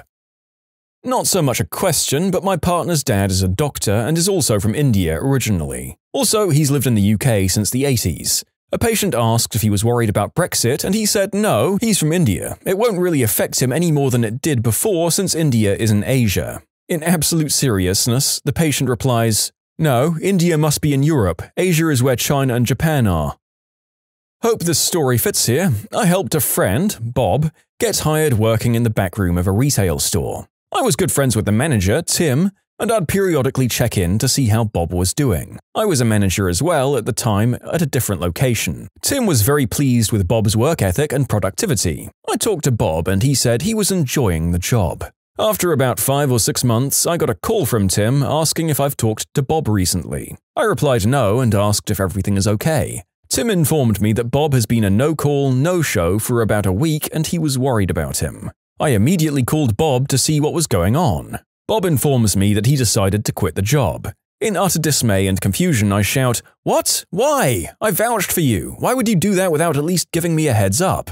He replied, "Man, every time someone new gets hired, they put them with me to train them, and that's not my job." Technically, he was right, it wasn't his job to train new hires, but what Bob didn't know is that managers did things like this to groom the associate into becoming a supervisor, gradually giving them more responsibilities over time. They did the same thing with me when I was coming up the ranks. He would have known this if he had called me before he decided to quit. Once I explained, I could hear the wires connecting in his brain. He apologized and asked if he could get his job back. I told him probably not since he left the way he did. Just because it's not your job now doesn't mean it won't be your job in the future. I saw a video of a guy asking people, "What's the hardest thing you've had to say in your life?" And most people replied with sad things, like telling their kids that their dog had passed away, they've had to divorce, relative passed, among other things. But one guy comes in and says it was the time he had to say Worcester sauce. Sure, it was funny because he kept saying it wrong since it was the hardest thing for him to say, but it was such a dumb answer. It's still pretty frickin' funny though. I used to work in a video rental store that has since closed down. First week I worked there, a person asked, in store mind you, if we rented out movies. I didn't know what to do other than just stone-faced say, "Yes, of course we do." I wasn't sure if they were serious or not. I asked my ex-boss, an alcoholic piece of crap, if he knew how to do this thing on the system and could show me. He replied with, "Yes," and just went home. Just frickin' took off. I heard a lady ask at a Chinese takeout restaurant, "Is the orange chicken pork? The best part?" She was dead serious. One time, my friends and I were hanging out in his apartment. All of a sudden, I hear a whoosh and look over at my friend, and his hair is on fire. We got it out quickly, and I asked him what the heck just happened. He told me, "I was trying to listen to the sound the lighter made when I flicked it." I asked, "What's a street name that starts with N?" They answered, "Notorious B.I.G." Overheard in 11th grade English class, "What the frick is a syllable?" Works in IT, during a meeting at work. The project manager asks, "Okay, so how should we name this tension?" There was silence. A random guy in the back then shouts, "Susan!" A middle school music teacher asks the class why it's called a quarter note. One kid quite seriously replied, "Because they're worth 25 cents each." 5 years ago, I asked my now girlfriend on a date. Stupidly, she said yes. Now she's stuck with me. Astronomer here, maybe not quite the original poster had in mind, but it is depressing how many people will ask me a serious question about, say, black holes, hear the explanation and then dismiss it with a, "Yeah, but I don't believe in relativity," or whatever theory they dislike. Like, okay, I guess you can believe in whatever you want, but the universe isn't going to conform to that in how it works. And it goes without saying that these people have very rarely taken an actual physics class and understand what they're dismissing. They've just read some articles online and think they're now experts. I'm a high school teacher and I heard this one once. What's Sudoku? Deadpan, serious, and very condescending. It's the highest form of when a Japanese ritually ends their life. How many is a Brazilian? Question. Name something that starts with the word pork. Kipine. I'm sorry, I thought this was a forum for submitting stupid answers, not the most brilliant fricking thing that I've ever heard in my life. This kid's gonna be a literary genius or at the very least make a half-decent class clown. Not sure which. When I was a senior in high school, I was in National Honor Society and I used to be the lab assistant for Chemistry A and help grade tests. We were going over elements and compounds and the directions asked the student to clarify if the subject was an element or a compound. The teacher threw in pizza as a gimme question and this guy literally wrote element as his answer. Even worse, he was irate when we marked it incorrect. He was the only one in all 3 classes to get that question wrong. I worked at a place that served coffee and ice cream. I asked a customer what she wanted to order and she replied with, "Are your milkshakes cold?"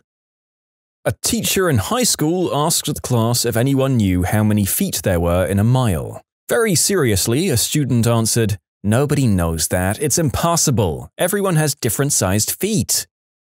While watching Frozen with a group of friends, my brother's girlfriend, 30 minutes in, looks confused and upset and looks me in the eyes and asks, "If their parents died, are they still sisters?" She had been thinking about it for 30 minutes. I had to console her and let her know that if her parents died, her sister would still be her sister.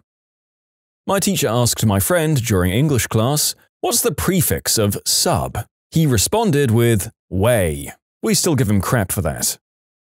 At our 9th grade science fair, 9th grade is the last year before graduation from school, in Denmark, I don't know how it is in the States, our last science exam went like this. My friend and I were teammates and we had it going pretty good. So, my teacher asked how wind was created, and my friend replied, "The tree's muscles make them swing from side to side, pushing air around, thus creating wind." What time is it? Not yet. It was biology, and the teacher called this guy, I'll call him Tim, to the board to answer a couple of questions for a grade. I'll skip straight to the point. She asked him how did a horse adapt to his living conditions. He answered with a long nose, strong legs, wings, and claws. I don't know if he was thinking about a griffin or a pegasus, but it was pretty funny. That's a pretty fair price if you look at the prices of trains, when trying to buy a used car.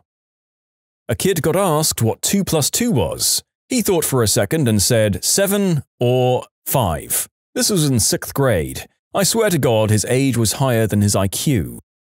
I don't know if this counts because it's more of a dumb question. At work one day I was given a gift from a coworker. It was a bracelet with silver beads. The beads signified the dots and dashes for Morse code. In Morse code, the bracelet design spelled out, "Frick you." Another girl that we worked with asked me with a straight face, "Morse code is the same thing as sign language, right?" Another coworker who wasn't exactly bright chimed in and said, "Yes, it's the exact same thing with the hand signals." And I had to leave the room. From a beauty pageant, sadly I haven't been able to find a clip. What are your opinions on affirmative action? Well, I believe we should be affirmative in all our actions. To be fair, that's a question that's unfair to ask of smart people. That's just how it's always been. If you're traveling 80 miles per hour, how long does it take you to go 80 miles? Well, if I run the mile in about 9 minutes…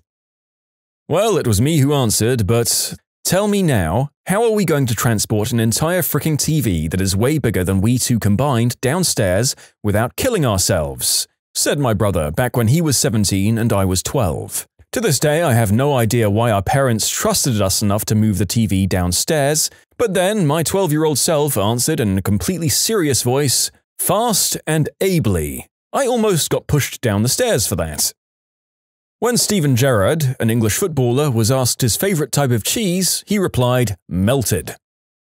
At school, I once asked a group, "Isn't it weird how we always eat chicken eggs but you never see turkey eggs? Why is that?" A girl looked at me like I was a complete moron and replied in a very condescending tone, turkeys are male chickens, so… Back in the day when fax machines were the pinnacle of office technology, I had a co-worker who was standing next to the fax looking distressed. I asked them what the problem was, and they responded that they couldn't make a copy of the document because the copier was broken. I said, "Why do you need to make a copy?" And they replied, "If this is faxed, then I won't have a copy. It'll get transferred through the fax." They actually thought the fax machine was like a transporter in Star Trek. Many years ago, I told a lady I was going to send her a Cat5 cable to connect her computer to her home firewall. She said that was unacceptable because her dogs didn't get along with cats. When did you get into deep doo-doo for something you posted online? I worked at EA a couple of years back and saw a coworker get fired for posting pics, and a video if I recall, of the latest Battlefield on Reddit. A major breach of the NDA. They were threatening legal action but decided against it. Still, lost his job over it. It surprises me how people will just sign things and not read them. I started a job last April at a large corporation. One of the things I signed said I read through and understand the handbook, which is a 40-page manual. I told my boss I'd like to read through before signing it. In it, it very clearly goes over the NDA. Like I'm not allowed to admit to working for my company on any site, anon or not. I can't post anything about work on any social media. Like, if I said something like, moving tables at work today in my restaurant job with an NDA, in theory, I could get fired.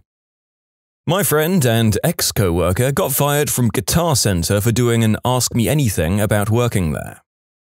I posted a picture of a funny note at work a while back under a different username. It got tons of upvotes, but the paper was on top of something confidential. Some jerk Redditor decided it would be funny to enhance it and sent me a message letting me know he knew who I was and where I worked. I deleted the post, deleted that username, and started fresh with little to no information of my job or where I work, cause that freaked me out. Remember that guy who got fired from Google? Was it the one where the guy was excited for his first day and posted a picture of his uniform and got fired immediately? Well, he did sign an NDA, which he violated. I don't know if I'd call it trouble, but someone was able to figure out who I was. I've posted my picture on Reddit before, as well as details about the city where I live, but nothing else. They Facebook messaged me and threatened to come after me because they didn't like something I said. They were able to tell me where I was earlier that day at a particular time, which I definitely had not posted about, which was kind of creepy. I was scared for all of a day until I realized they were just bored and trying to freak me out. Nobody ever came for me. Yeah, the thing about those kinds of threats is that the vast majority of them are harmless, but you still need to be on your toes in case it's one of the minute number who are actually prepared to follow through on their threats and show up on your doorstep with a piece. Also, even if they aren't going to do it themselves, they still have a troubling amount of information about you, and they can distribute it to less scrupulous people. That crap is scary. Oh, yes. Reddit landed me a call with a Pittsburgh police detective. How he was able to figure out my cell phone number and my name from an anonymous Reddit account, I'll never know. A few months ago, I posted an image of a funny flyer I saw around my campus. Either to Reddit Pics or Reddit Funny, I forget. It was advertising a service called Friends of Minors that offered to buy booze for under 21s if they called the number printed on the flyer. Well, the number was the campus police. I knew that, that's why I thought the flyer was funny. I even put it in my title. It was obviously not made by the police, but a joke to get freshmen to call the police station and ask for booze. Well, I forgot I even posted it, but a few hours later I got a call on my cell phone from a blocked number. It was a detective from the Pittsburgh police asking for me by name. He said I recently uploaded an image from a website called Reddit that sparked a large wave of prank calls to the Pittsburgh police station and was interfering with the police's ability to handle real emergency situations that were occurring around the city that night. He told me I needed to remove that post immediately or alternative action would have to be taken against me. So I removed it immediately, obviously. Side note, it made the front page in like 3 hours. Wow. But I couldn't help but wonder why on earth people would simply see a phone number and immediately think, I should prank call this. I should prank call a police station. The freaking top comment on my post said something to the effect of, alright guys, you know what to do. Let's flood this police station with prank calls, then they'll be sorry. What the heck, guys? What the heck? In short, I posted an image of a flyer with a police station's number on it. Police station got tons of prank calls. I got a call from a detective demanding the post's removal. A girl posted on Reddit Trees that she was picking up her new boyfriend from the airport and posted some pictures of doobies, asking if she was doing it right. Well, her current boyfriend found the thread, not knowing he was being replaced, and that the guy was flying in and moving in that day. I remember hearing somewhere about a kid planning a school blasting who posted on Reddit about it. He got in real-life trouble for it, if I recall correctly. Yeah, he went to school with a high schooler that I work with. They eventually let him off the hook because they discovered he had no real means of harming students, but just wanted the day off school. I posted a picture of myself and someone found my Facebook. We had mutual friends, so he could see some of my private information, and then dug around and found some more. About 20 creepy personal messages later, I deleted everything and the account and made a new one. Lesson learned. And no, I don't think this will lead to him finding my account. I know a few other people personally that have the same problem I did. Thanks for your concerns, though.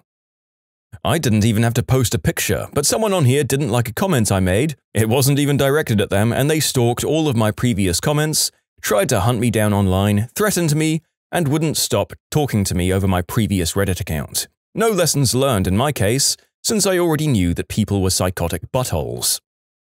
So this topic is making me want to never ever post anything on Reddit ever again? Fair enough. I'm pretty sure that the general consensus is that all women on the internet are men, all children on the internet are FBI agents, all FBI agents are children, and roughly half of the men on the internet are women. Under an anonymous account I had, I posted something about my marriage, looking for advice. The advice I got, because it was a one-sided story, ended with, "Your husband sounds like a butthole." My husband isn't a butthole, he's a great guy, and he found the post, knew it was mine, and was hurt. He didn't leave me, but his feelings were needlessly injured. He's a great guy who doesn't deserve that. I immediately deleted the account. My husband's feelings are worth more to me than all the useless internet points. A lot of the power users on Reddit would be fricked if their identities got out. I once made a comment on Reddit that got so many upvotes that it showed up on my Facebook feed. I made some comment very subtly suggesting it was me, and someone figured it out. I had to delete my account ASAP because of all the weird stuff I'd said on it. My ex once dug through my history and found a post from like a year prior. Something creepy along the lines of, "Does anyone else look through the history of female Reddit users to find hot pics?" or something like that. It was a pretty tough thing to try and justify. She was like, "That's really creepy." I could only say, yeah, it is. Creepy internet justifications are the toughest of justifications. Female here? I just assume the majority of guys do this. Oh, and I'll save you time. There are no pictures on my account.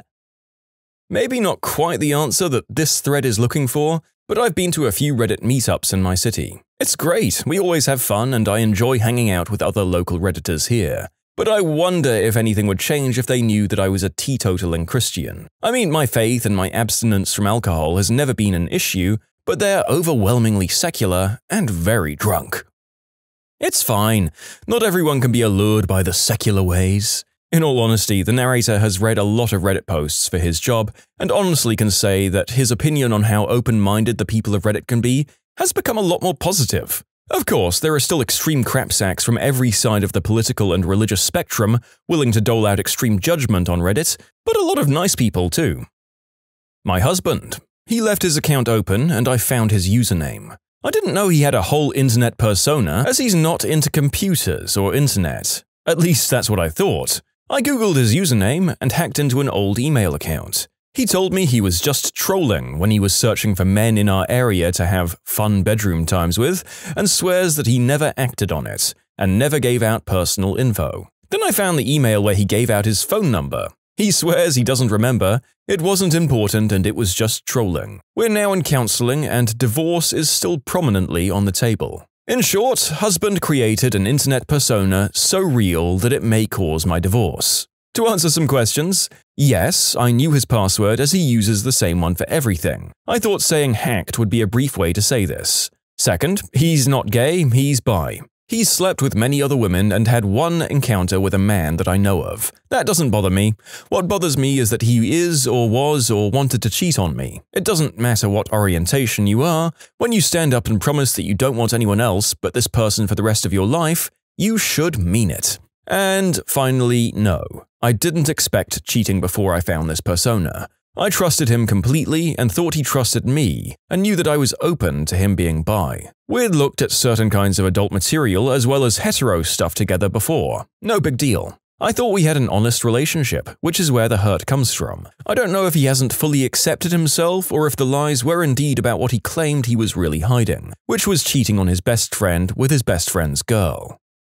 I almost got myself and my former friend sued for a picture that I posted. I had to delete my Reddit account and write a formal letter of apology to the person who wanted to sue me and my friend. The only lasting damage was that one of my former best friends now hates me, although it's a little bit justified because he almost got expelled from his school for it. Yeah, this happened to me. I called someone a gay slur, and my mum made me say sorry. Hey, calling someone a cigarette is no laughing matter. I am a filmmaker and have been to Sundance, among other places. After the oil spill in the Gulf, BP called me up to ask that I make a series of pro-BP documentaries about how BP is awesome and nothing is really that bad in the Gulf. They offered a lot of money for budget and compensation. I was torn. I freaking hated this company, and the stuff that I was seeing in the Gulf infuriated me. So what did I do? I sought out advice on Ask Reddit about the pros and cons of taking this job. In the end, it was decided that I at least attend their first meeting to hear what they had to say. My Reddit post went up at 10 p.m, and at 9 a.m. I went in to meet the BP folks. They had printed out copies of my entire Reddit thread. Consequently, I left the building fast and didn't get the job, and I don't regret it at all. Thanks, Reddit. Classic BP, wasting a bunch of paper when they could have just as easily told you they saw it or showed you the post on a phone. You can submit your own stories to be featured here on the channel. The story submission link is in the description below, and if you want to listen to some vibey music in the background, check out Easy Mode, also linked below, and subscribe. My now ex-girlfriend found out my account and saw that I'd spoken about her, anonymously of course, on the internet. She got pretty mad at me, and I got pretty mad at her for snooping on me like that. She said something like, "Most of the stuff you say is really funny," which really made me mad since it indicated she had been monitoring my activity. Reddit is sometimes like a personal journal to me and isn't really meant to be known to the people who are actually in my life. I doubt she still reads my account, but she still knows this one and could easily be reading this right now. So I don't know if anyone will believe me or if a mod there can confirm, but since 2008 or 9-ish, a couple of months after Reddit Philly started having meetups, I counted the number of Fs and Us in FU comics. I registered the subreddit name Reddit FU under my old name, Keyboard Duder. I was the only admin. I planned on making a few comics and letting people post their own. I sat on it for a while. Me and my girlfriend at the time got into an argument, and I, like an idiot, used my normal account, with 2 years veterancy, a crap ton of karma, and local subreddit presence, to make a post asking advice on the relationship. We talked later that night, and out of nowhere she says, "Why don't you tell your friends on Reddit?" And it hit me that she was stalking my comments. She had plenty of quotes from people she ran by me too, and deleted a ton of comments which I foolishly said in passion, and I deleted my account too, because the name was tainted with a stalker. I wouldn't be surprised if this one was too. Years later, I look in retrospect and realize it was the dumbest thing I could have done with the account, even if it was the most convenient for the community, because the subreddit is bigger and better than I could have ever made it. But I feel so dumb. It's like I took my chips out right before I was going to win. I don't care if anyone believes me, I just want to make peace with it. Story time! This year on Reddit, I posted a picture of me holding a log of number 2, and some bottles of my number 1 in my closet fort. All of the pictures have since been deleted from Reddit to save my identity further, but the damage has already been done. Fast forward 3 months from posting. I'm talking to a friend via IRC, which is Internet Relay Chat, when I link to my GitHub, which is a programming repository page. From there, he finds my blog, Google+, school, schedule, teacher, and the school email address of my teacher and posts most of the information in the IRC channel. The next day, my programming teacher asks who had been mailing him asking about Black Joe, which is my IRC nickname, and who had been emailing him inappropriate pictures, threatening suspension for whoever was responsible. Thankfully, none of the images had my face in them, and I was never caught, but I came really close to being in deep crap. In short, crap, closets, blog, school. I feel like the author here hasn't properly explained why he took a picture of himself holding a big old chocolate log and the bottles of off-brand lemonade. And despite how gross it is, now that we've brought it up, I'm kind of insanely curious as to why and how this all came about. I'll never know, I guess. Back when I played World of Warcraft, I turned the guild's main tank in for a completely reprehensible real-life crime he'd committed in the guild chat. All I can say on YouTube is that it's one of the worst crimes you can do, and he certainly did time for it. The moderators instantly banned his account, and the guild leader kicked me and actually went to a lawyer to see if he could sue me for ruining the guild's endgame progression. I didn't find out about the lawyer until nearly 2 years later when one of the former guild officers told me about it. I thought he was yanking my chain until he started quoting case law about suing fictional characters. So I asked around and found a few other people who had been in the guild, and they all confirmed the story. That's when I said goodbye to all of my friends and logged out for the last time. It'll be 3 years in March. I had to dish out the trouble when I found my younger cousin's exposed photos she had posted on Gone Wild. Not cool. Not cool at all. If I recall correctly, there was an Ask Me Anything about 8 months ago of a dude claiming to be in the Air Force and doing something involving nuclear weapons, unloading them on planes or something. Turns out he was for real, and a number of people came very close to doxing him and actually did dox his commanding officer unless he took it down. In short, don't talk about your job handling nukes on Reddit. After a really confusing kind of breakup, I posted to Reddit Relationships asking for help, using my real account specifically so she'd know if it was me if she saw it. I explained the whole situation leading up to it. They all went off on how much of a terrible person she was, and how I should run far away and I should never stick my Johnson in crazy. A few hundred comments worth, it was front-paged. Some pretty specific insults towards her too. She saw it, she read it, and she realized it was her. She felt terrible. I felt almost as bad that she had to see what people had to say. She wasn't a bad person, and I can't explain the feelings when I got that text from her. We saw each other a few times after that and shared our I love yous and goodbye kisses, but I never got to apologize. Ali, if you're out there, I got over hating you. You only meant well. All the best to you in life. Thanks for the memories and experiences. I hope you and your husband are doing better and that he doesn't still want me dead. I posted a link to a friend's Facebook of a post I made on Reddit, and my ex-girlfriend saw it and read through like months and months of my comments and submissions. There was one from a long time ago that says something like, "My roommate's girlfriend annoys me slightly. She told her and I got yelled at. It wasn't too bad though. Me and my former roommate's girlfriend are really close now." There was a guy who lost his job at Google when he outed that they'd be selling Chromebooks, or whatever they call them, in the last year. This one wasn't on Reddit, but game FAQs. I said, I wanna bang this one girl, and they requested pictures, so I posted the direct link to Facebook. They found her and told her. Super awkward. I posted a picture of my workplace, and a general manager from across the country saw it and reported it to corporate and my general manager. I was supposed to be fired that night, but because of the people I work with, I wasn't. I won't post any details as I don't want them finding out. Deleted my account and the post. Good thing I kept my job because I got into an accident recently and have to pay $3,400 in repairs. Without that job, I'd be screwed. I only make minimum wage. Another forum I posted in a relationship subforum about me and my current girlfriend, about the issues we had, among other things. She saw the thread and we broke up because of that. She checked out my profile and figured out it was me. My ex posted a picture of her and I, doing something after we'd broken up. We were both dating other people at the time. My girlfriend at that time was also a Redditor. She was not very happy after she saw that. I kinda got the opposite. My girlfriend looked at my subscribed subreddits and found out I was subscribed to Splooge Working Girls and later let me splooge all over her. Positive result. Oh shoot, I can't find the story anywhere, but it was in Florida, where a Redditor whose dad was a detective leaked details about an investigation where a teenager snatched a little girl and tried to leave, but ended up not making it out. Police were looking into filing some kind of charges, but since the detective's son leaked really important details, they had to drop the case. I wonder whatever happened to that kid.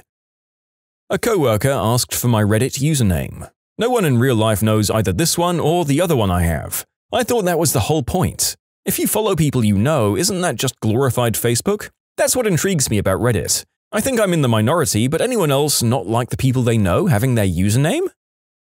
I posted a rant on how my now ex-girlfriend's mother was an outright B-word and how much I hated her. It was relevant to a topic. And I mean, I tore her apart in this post, describing how she treats me, her daughter, and everyone around her. Well, then my girlfriend ended up wanting to be cute and beat my karma score, so she started up a Reddit account randomly without me knowing and searched up my account. I used the same username for everything I go on, and she saw my post. Did I mention she's my ex now? That's relevant to this topic.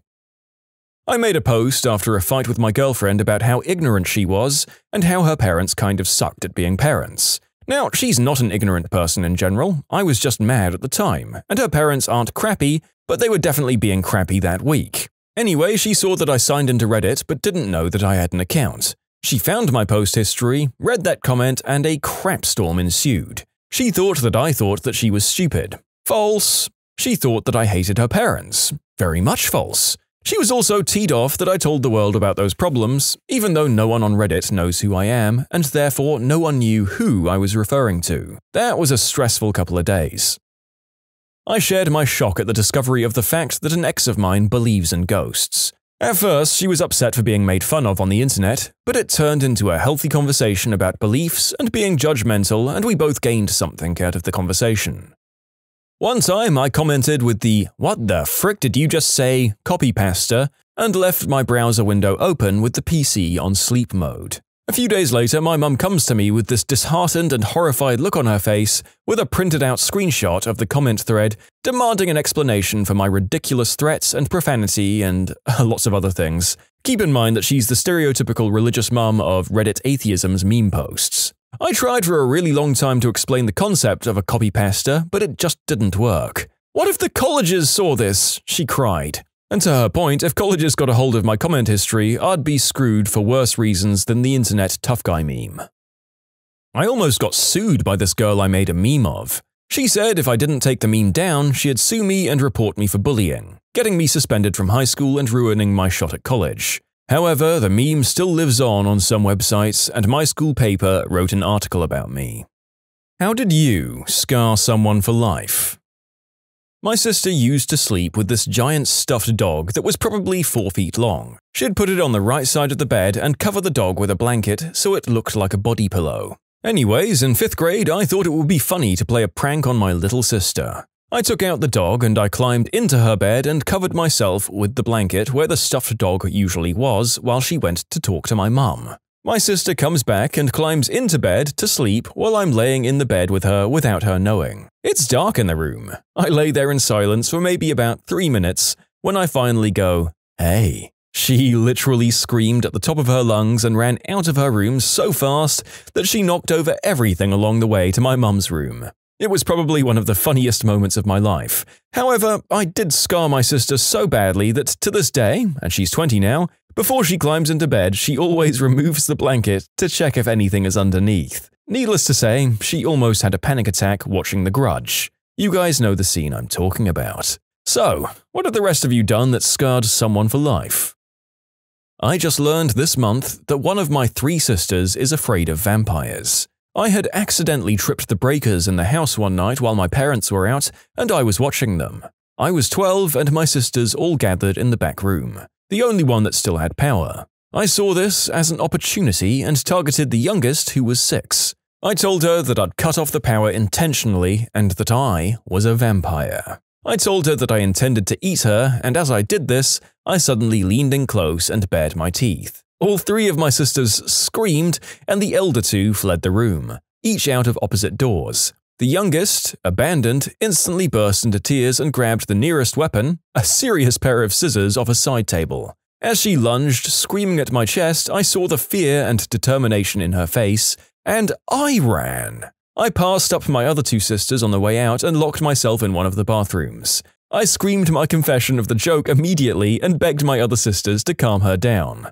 I learned that apparently the single light in the room had managed to shine red across my eyes at just the right moment and throw terrifying shadows across my face. Oddly enough, it was actually the second youngest that was scarred by this, refusing to watch a vampire movie to this day. I never threatened the youngest again.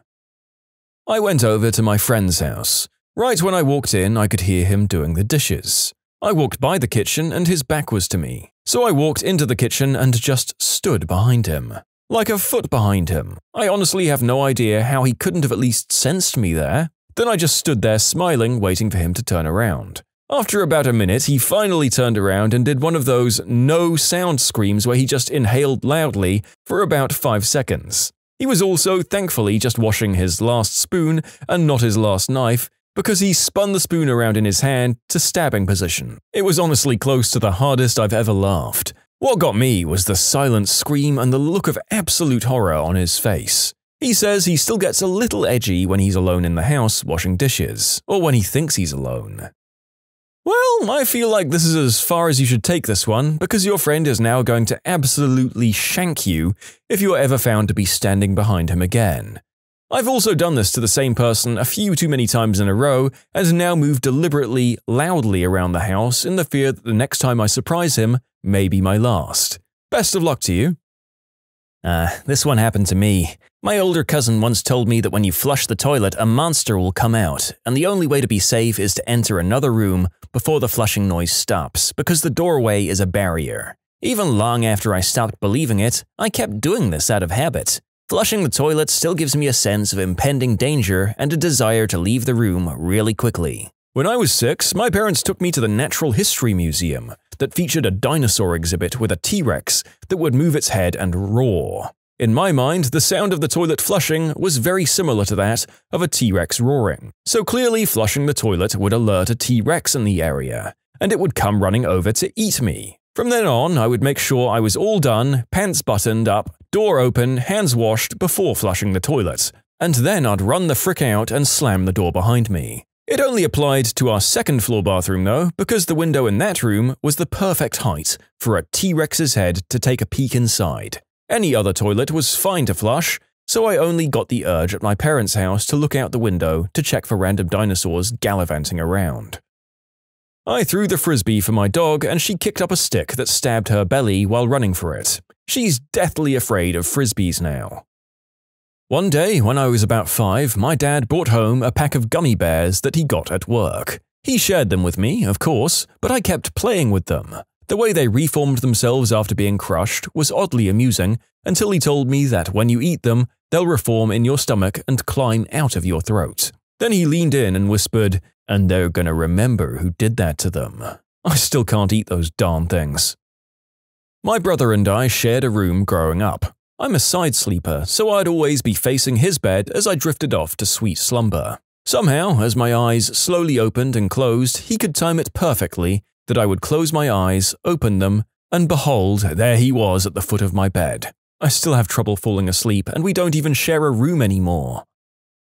So I used to share a room with my sister when we were about 7. So one day before bedtime, I decided to draw a dog on the ceiling. Yeah, I was a little brat, and I justified it to my sister with, it'd be the first thing I'd see when I wake up, and then my day would be great. The cartoon dog turned out so great that my sister begged me to draw her one. I agreed and started drawing, but it wasn't a dog. It was a scary mother-frickin' onion man. It looked like a melting onion face. I don't know why I drew it. It really messed her up. She had nightmares about him, and my parents moved her out to a different room. In short, I drew a scary onion man above my sister's bed. She refuses to buy me Christmas presents to this very day. I should clarify that it was about 14 years ago and it's long since been painted over. As I remember, it looked exactly like a grumpy, rotting onion face. Just imagine an onion face, then imagine it decomposed and grumpy.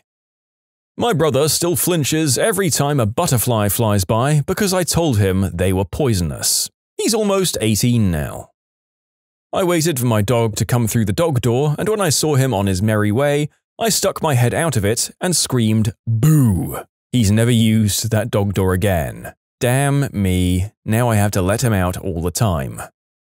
My brother came into the bathroom when I was having a bath at about 4 years of age. He asked if I'd like to hear a story and then proceeded to tell me a horrifying story about monsters. As he neared the end of the story, he turned off the light switch and said, "If you put 1 foot out of the bath, the monsters'll get you." He shut the door, leaving me alone in the pitch-black bathroom. The water got colder and colder, but I didn't move a muscle. Mum found me there about 3 hours later, scared stiff and crying. Screw everything about baths.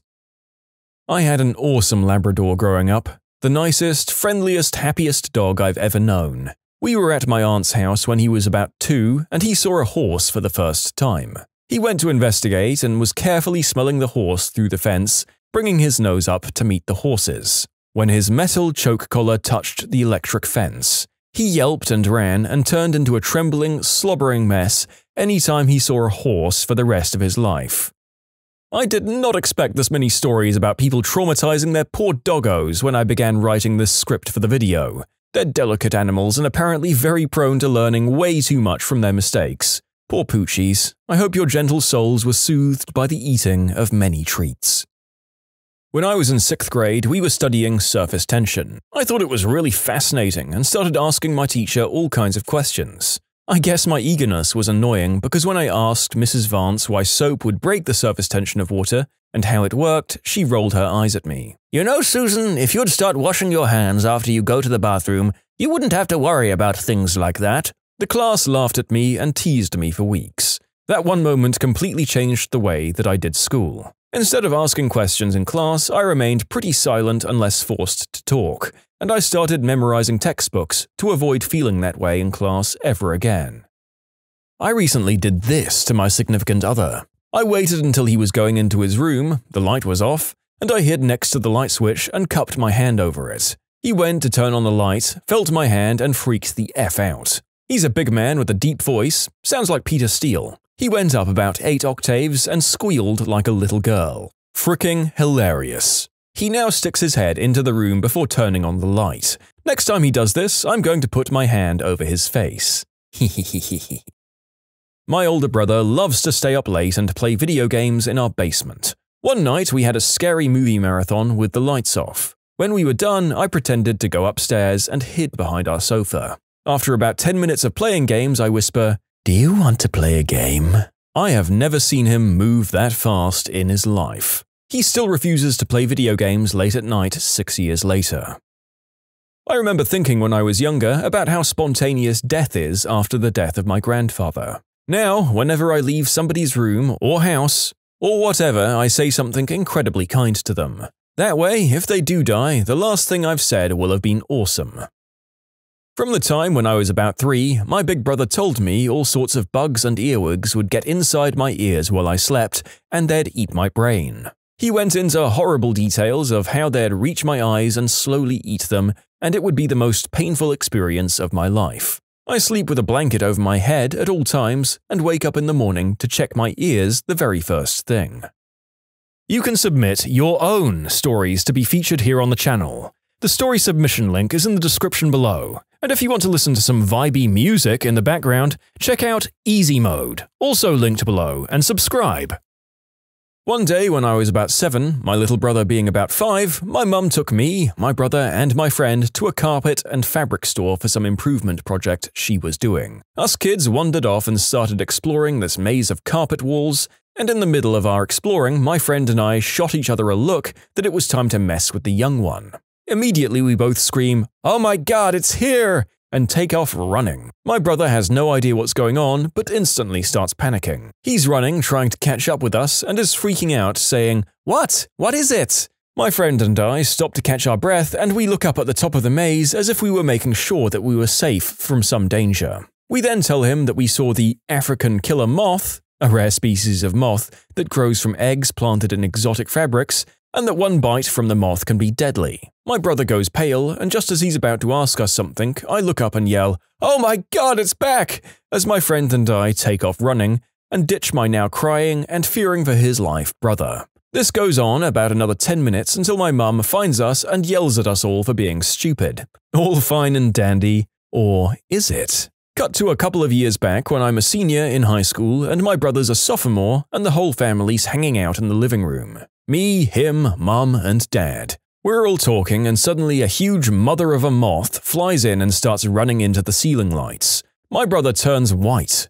My dad and I are laughing at how big the thing is and how we're going to need a bowl just to catch it. Meanwhile, my brother is just on the brink of losing it. My mum and dad are brainstorming how to get out when I just say, "It's easy, we just turn off all the lights except one and it'll head towards that one." My brother flips, just loses it. No! He breaks down and starts crying as he runs into his room and slams the door, screaming the whole time. Yeah, I traumatized my little brother. Not quite scarred, but my sister hates every time we retell the story. I think I was about 12 and my brother was 10. My mum and 3-year-old sister went out to run errands while my brother and I stayed behind. While they were gone, we took my sister's favorite toy, a stuffed lamb named Lammy, and put the shredded up top of a white tube sock around its neck. Like Lammy was wearing a collar made of shredded up sock. We stuck Lammy's body in between the couch cushions, but left its head exposed with the shredded sock collar visible. We scattered some of my mum's cotton balls around and voila! It looks like Lammy's severed head was waiting to greet them on the couch. When my sister came home, she let out a quiet, "Who did this?" and immediately burst into tears. We were grounded, she was fine, and at 31 years old, I still feel like a complete jerk. We totally got her though. Huh?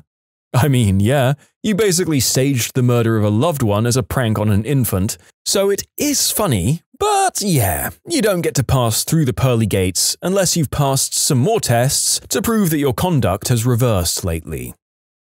My brother and one of his friends used to sit in his room and mess around on a Ouija board. It freaked out my grandma, who was extremely superstitious, really badly, so my dad and I decided the seances had to stop. I recruited one of my friends from college, who my brother had never met, and got a pair of pure black contacts. I had my friend put them in and hide in my brother's room.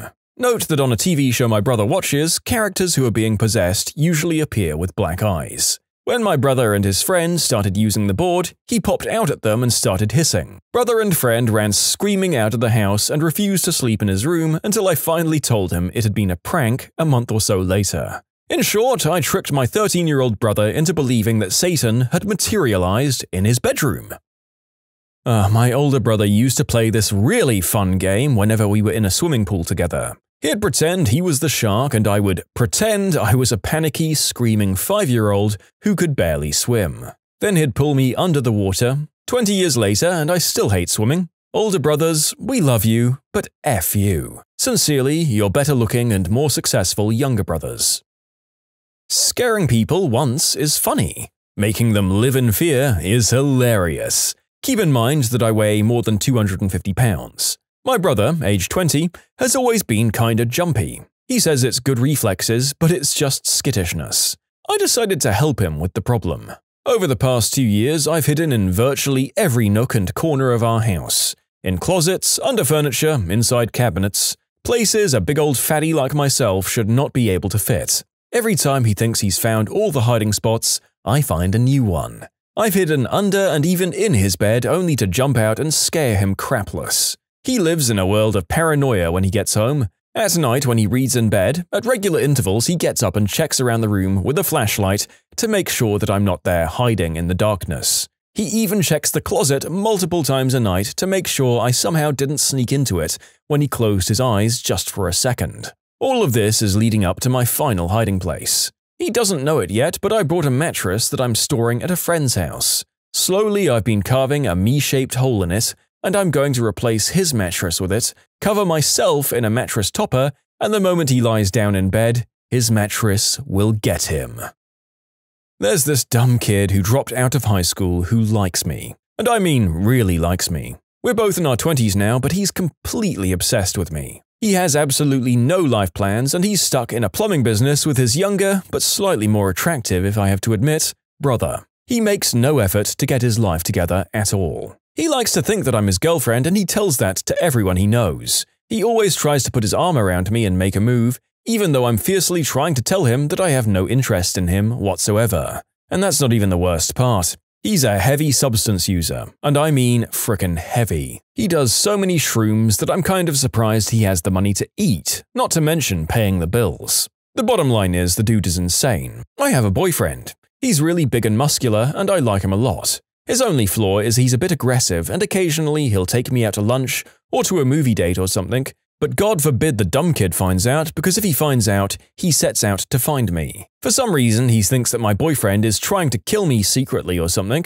I don't know what he thinks, but it would pretty much scar him for life if I told him this flat out, and that I don't want him, and that I already have a boyfriend and he's not kidnapping me. That's why I never tell him. He's messed up as it is already. I don't want to drive him to self-deletion. I just wish Mario would leave me alone, and I wish his moronic brother Luigi would stop helping him. When I was little, I had a blue bear, whose name was creatively Blue Bear. Well, Blue Bear did nothing to anyone, ever, primarily because he's an inanimate object. Parents were away, and of course my brothers torment me. It was winter, and they told me he was cold, so they set him on fire. But then he was too hot, so they buried him in snow. Then he got too cold, so they cut his head off. Yeah, I don't get that logic either. He's fine though, my mum fixed him up and he's still sleeping with me at the ripe age of 25. Brothers are horrible creatures. I was an unplanned C-section. That counts as scarring someone for life, right?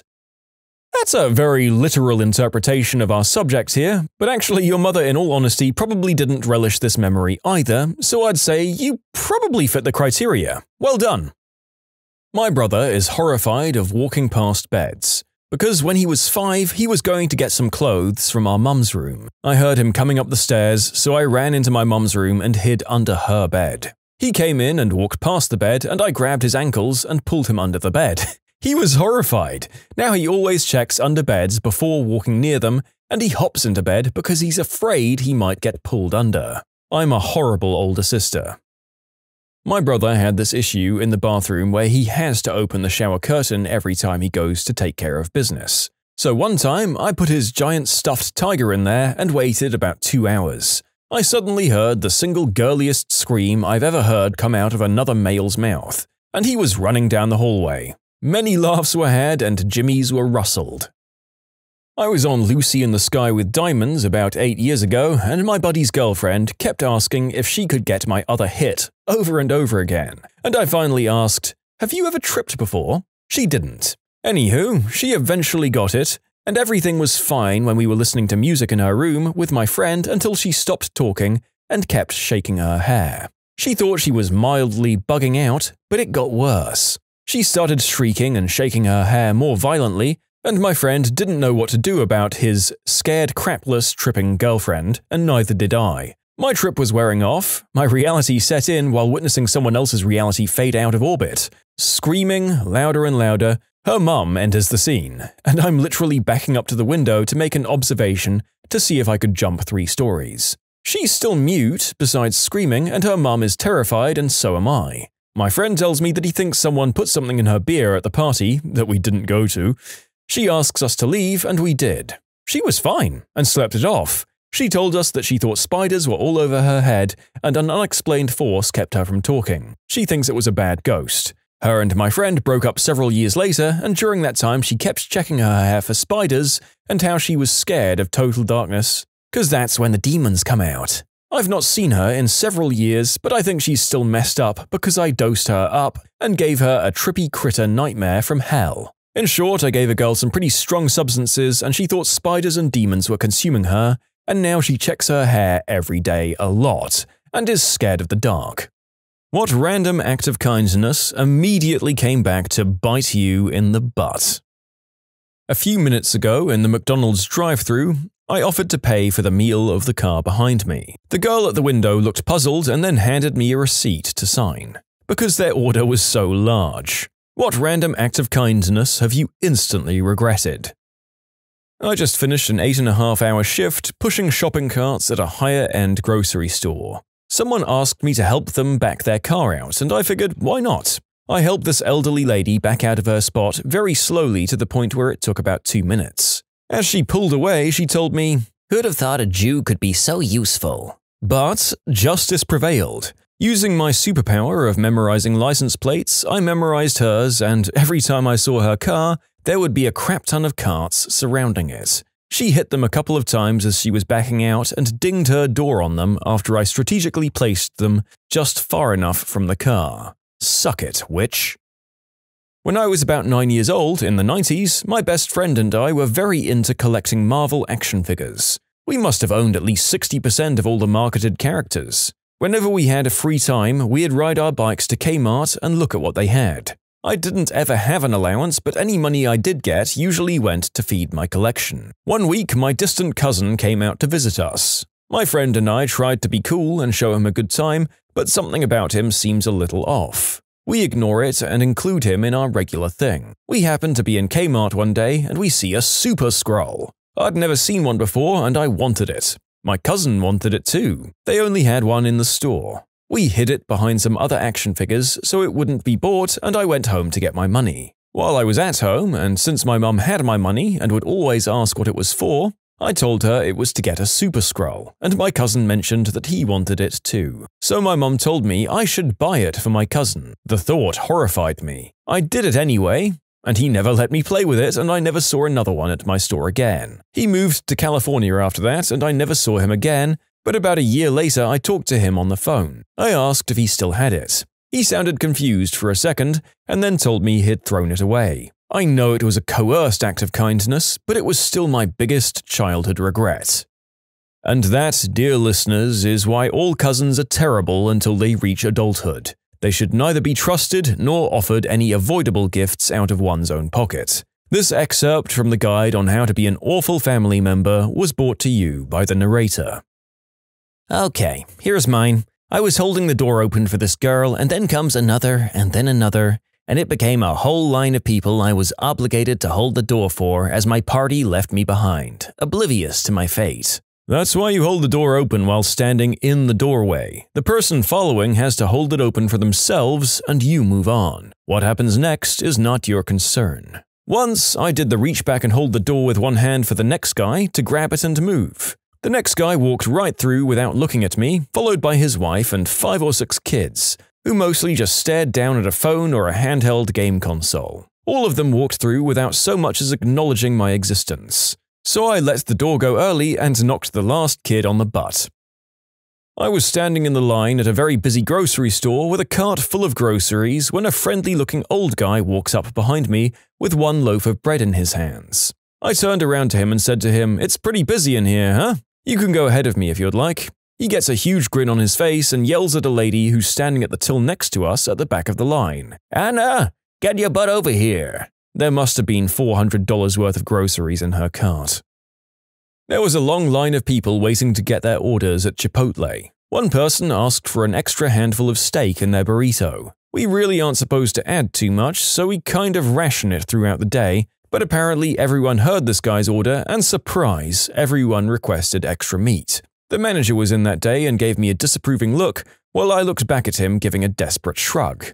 I also ripped up a couple of burrito shells by accident because there were so many more extra ingredients. This enraged the impatient line. Yeah, not such a good day for yours truly.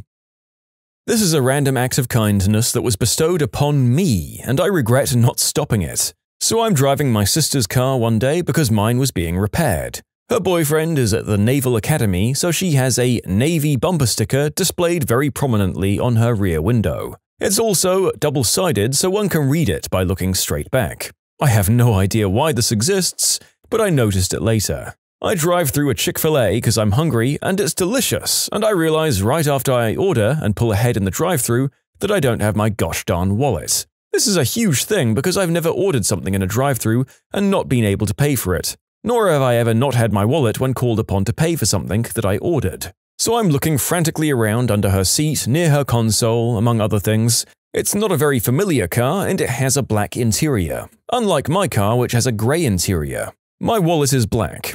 I finally get to the window and, still walletless, I say, "I'm sorry, this is so embarrassing, but I think I lost my wallet." She leans out a bit and looks at the car, which is a mid-size SUV. The bumper sticker is very prominent, from just about any angle, assuming that by some miracle they haven't already seen it. This place isn't in a great area, and there were cameras all over. Then she says, "1 second," and withdraws, closing the window. I twiddle my thumbs and she leans out a few seconds and says, "It's all right, sir. It's on Chick-fil-A tonight." I respond, "Wow, thank you so much." She replies, very serious-faced, "No, sir. We should be thanking you." This is really puzzling, but I'm still in "crap, I'm driving without a license" mode, and stop the car to look further. I didn't find it, whatever. I go home and the wallet is under the passenger seat. I guess I'd made a hard stop and was wearing gym shorts and it had slid out. And then I realized that I had an extra chicken sandwich. This is an amazing day. Only then did I realize that it was because I was mistaken for a serviceman and given free and extra food. I just didn't realize this at the time because, hey, free food, and hey, no freaking license or money. In short, someone gave me free food because they thought I was in the Navy. Turns out, I'm not. Ugh, this question just brought back a terrible memory. My mum called me from work one day because a deaf lady got a flat tire and didn't have AAA. My mum knew she had no money because her card got declined often, so she asked me to put her spare tire on. I went over and it was a minivan with the spare strapped to the underside of the car. The bolts were all seized. I had to get WD-40 from the store to get them loose. I told her that I was likely going to break the bracket under her car. She seemed okay with it. Since it was rusted out, it did indeed break. I had a hard time with everything because the car was in such disrepair. But I did get the spare on for her. She never thanked me and drove off. I did notice at this time that she had a healthy son in the seat of the car playing a handheld video game. He was about 15 and could have helped. End of story, right? Wrong. She comes to my mum's work telling her that I caused thousands of dollars in damage to her car and she wanted me to pay half. My mum told her to get lost. She said that she would get lost in exchange for filling up her tank with gas. My mum called me and I went over. And this is where things get crazy. I refuse, so she says okay, and things are going to get terrible for me. She calls over two of her friends. I guess to intimidate me? They both were the size of Uncle Kip from Napoleon Dynamite. Anyway, they weren't going to do anything, but she breaks down and cries. She's going to lose her son, she says. She just needs money to eat. I told her I don't believe her and to leave. So she slaps me in the face. How can she slap? Anyway, the police are called and they tell her to leave. She backs her van into my car, causing a $700 repair bill. The police saw it and said there was no point in going after her, she has no money. So I paid out of pocket because I didn't want a claim that was $200 over my deductible on my history. I saw her once again after that at the bank. She tried to apologize and I told her she owed me $700. She promptly walked out. I regret helping her so much.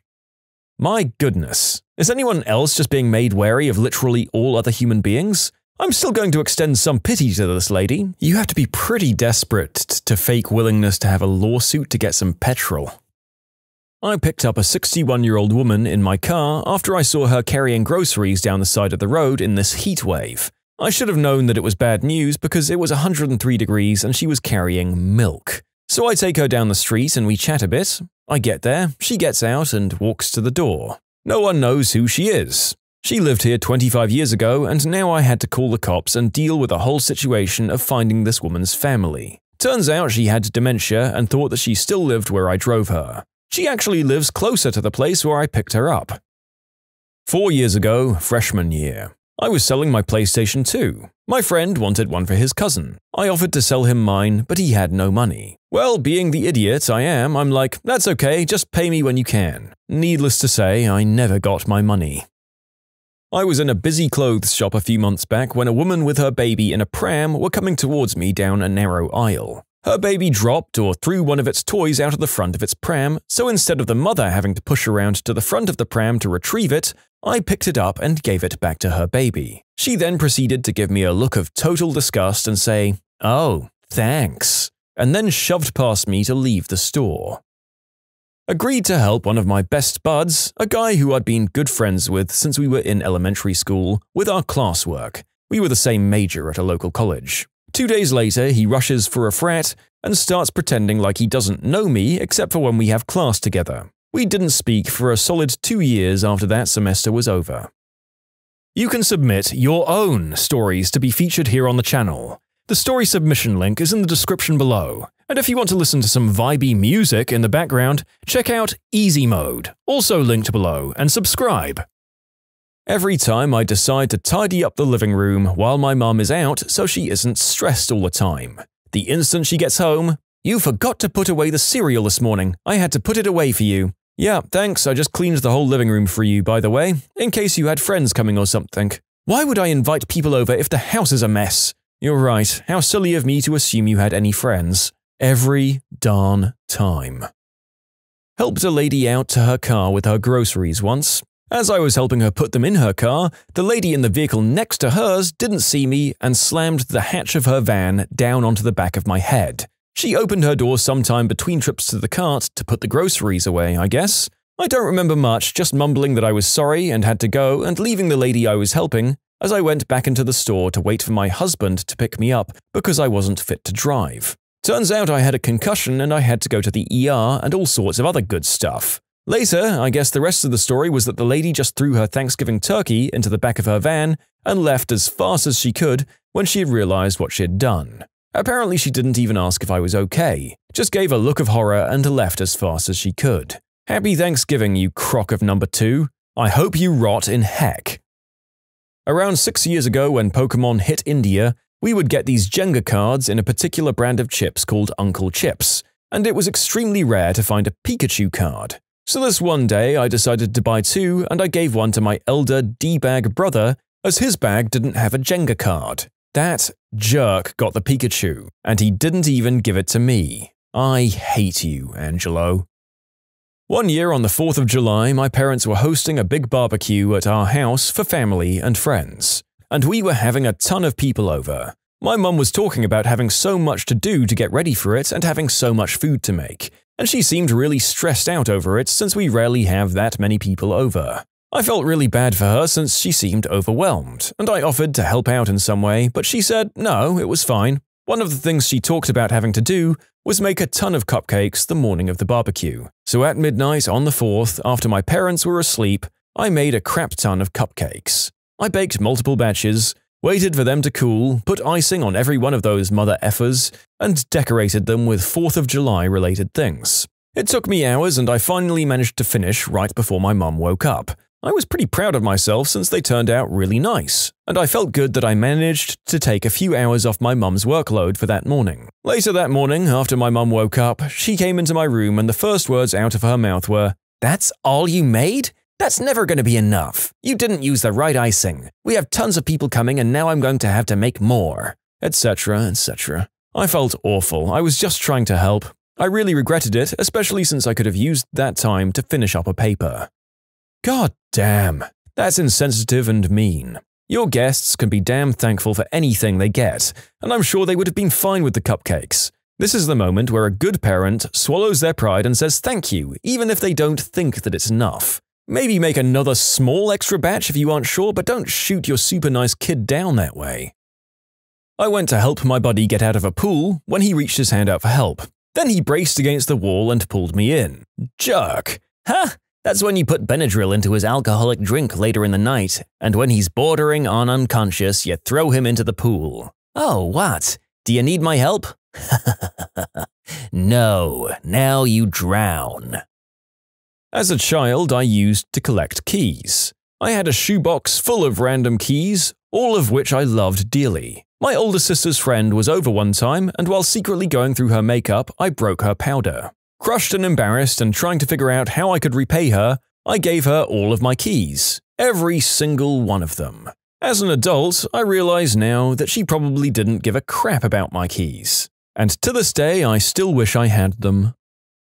My boyfriend lived with his sister and they did their whole cleaning war thing. The whole, "I'm not going to put this up until he or she cleans this up" bullcrap. I tried to help by doing the chores for them sometimes because the place was disgusting. I was doing the dishes one day and asked where their garbage disposal was. My boyfriend kind of showed me, then went back to playing video games or whatever he was doing. Turns out there was no garbage disposal and I clogged their drain. His sister wasn't happy.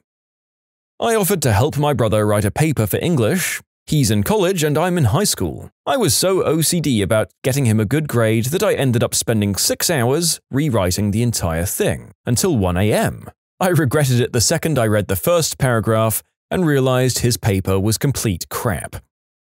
I witnessed a car accident while stopped at an intersection. This guy turned right in just as an old lady stepped off the curb to cross the street. I saw her get hit, jumped out of the car, ran across the intersection, during a green light, so I could have gotten hit by a car too, got up to her lying bleeding all over the pavement and asked her, "Are you okay?" To which she replied with, "Of course I'm not." It was stupid of me to ask that question, but it's kind of a habit when you see someone hurt. I wish she hadn't been such a witch to me about it, but then again, she did just get hit by a car. Maybe she thought you were the one who hit her. Quite plausible, especially with all the sudden shock involved. I offered to help a workmate move when I was drunk. He called the next day when I was 11 out of 10 hungover, after too much tequila, and asked me to come help out. I moved his boyfriend's, and other roommates' crap over a 12-hour period. Just the two of us, and he couldn't lift anything heavy. Up 3 stories with no elevator. F my life. I once had my cousins visit, and the two of them were hanging out in my room. At the time, I'd been saving up money so I could buy something special. It just so happened that I put the $1,000 into one of my purses hidden in my closet. So the youngest asked if she could have a purse, and I said, "Sure, you can have any one you'd like. Just make sure that you check the inside." So she checked the inside, and I had a strong feeling that it was the purse with the money she had chosen to take. She did. I asked her if I, myself, should check it, yet she insisted that it was indeed empty. As soon as they left, I regretted taking her word and couldn't help but check every single purse. She had it for sure. A week later, I confronted them and they admitted it and told me they gave it to their mother, and their mother thought it was fake, so she, quote, threw it away. I'm not entirely sure what happened to the money.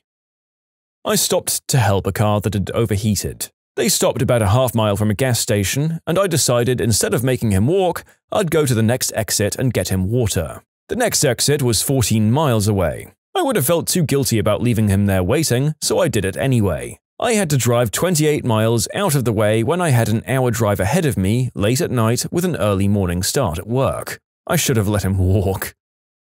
I used to be a night auditor at a hotel. There was only one other night auditor there, and she was a middle-aged woman who also waitressed at 2 other jobs. As a result, she was extremely overworked and would ask me to cover 1 or 2 shifts a week. Every shift we worked was from 11 until 7. One day, she called me at 5 p.m., asking me if I could cover for her. I said yes, even though I hadn't slept yet. I grabbed a few meager hours of sleep and headed in. About an hour into the shift, I started falling asleep and regretted the crap out of my decision. I regretted it more when I realized I was scheduled to volunteer the following morning. At the airport the other day, I saw an elderly lady struggling to take her bag off the bus that moves from the plane to the terminal. So I approached the lady and picked up her bag for her, only to not realize her bag wasn't closed properly, so when I picked it up, all of her clothes fell out. Thus ended my random act of kindness as I ran away. I gave away my copy of Mega Man Legends 2 to an impoverished 6-year-old I rode the school bus with. I'd also given him a PlayStation and a bunch of other games, but did I really have to give him a rare game I'd get nostalgic about later?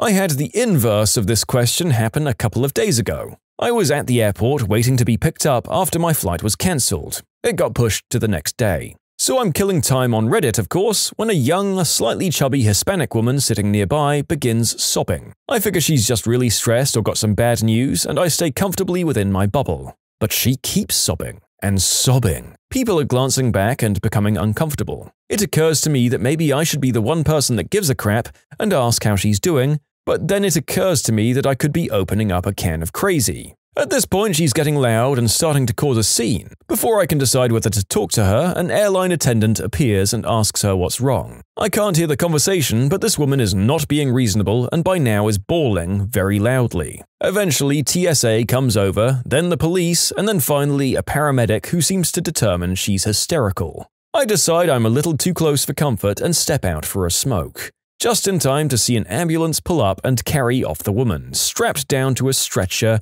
crying so loudly I can hear it 60 feet away over traffic. I'm glad that I listened to my inner heartless jerk. In short, didn't comfort a crying stranger, and that was a very good call. At what moment did you realize you were dating a complete moron? We were driving around this weird part of Las Vegas and I said, "This is surreal." And he said, "I know, it's so real." I repeated surreal, and he repeated so real.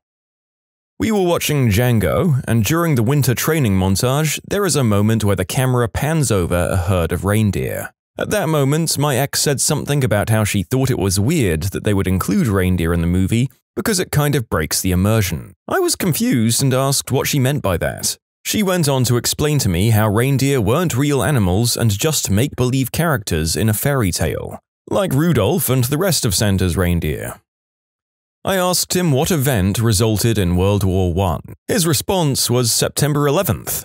He was serious. When she flipped out because her third grader came home with the word erect on a spelling list and was on the verge of calling the school. She honestly had lived her entire life not knowing that that word had any other use aside from describing the state of a man's Johnson. I dated a guy for about a month until I found out that he didn't realize that women's chests made actual milk to feed their baby. He thought that describing the act of chest feeding was just a way to hold a baby while giving it a bottle. I told him he was an idiot, and he said with a disgusted sneer, "I didn't know that because I've never known any woman who had or would feed their child that way." I told him that I'd fed my son that way, and he called me a child mistreater. When she thought I was crazy for putting Pop-Tarts in a toaster. Or maybe it was the time she tried making Hamburger Helper for the first time at 27 years old and called me from the store to ask where they sold the brown hamburger meat. I can't believe I dated that. I'm wasting away to nothing. Send help.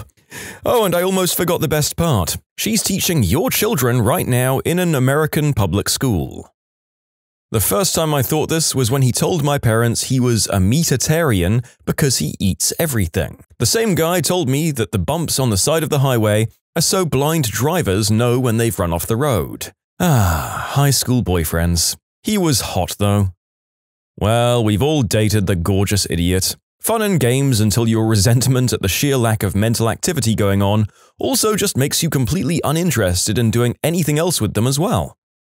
I had been dating this girl for a few months, and it was Christmas time.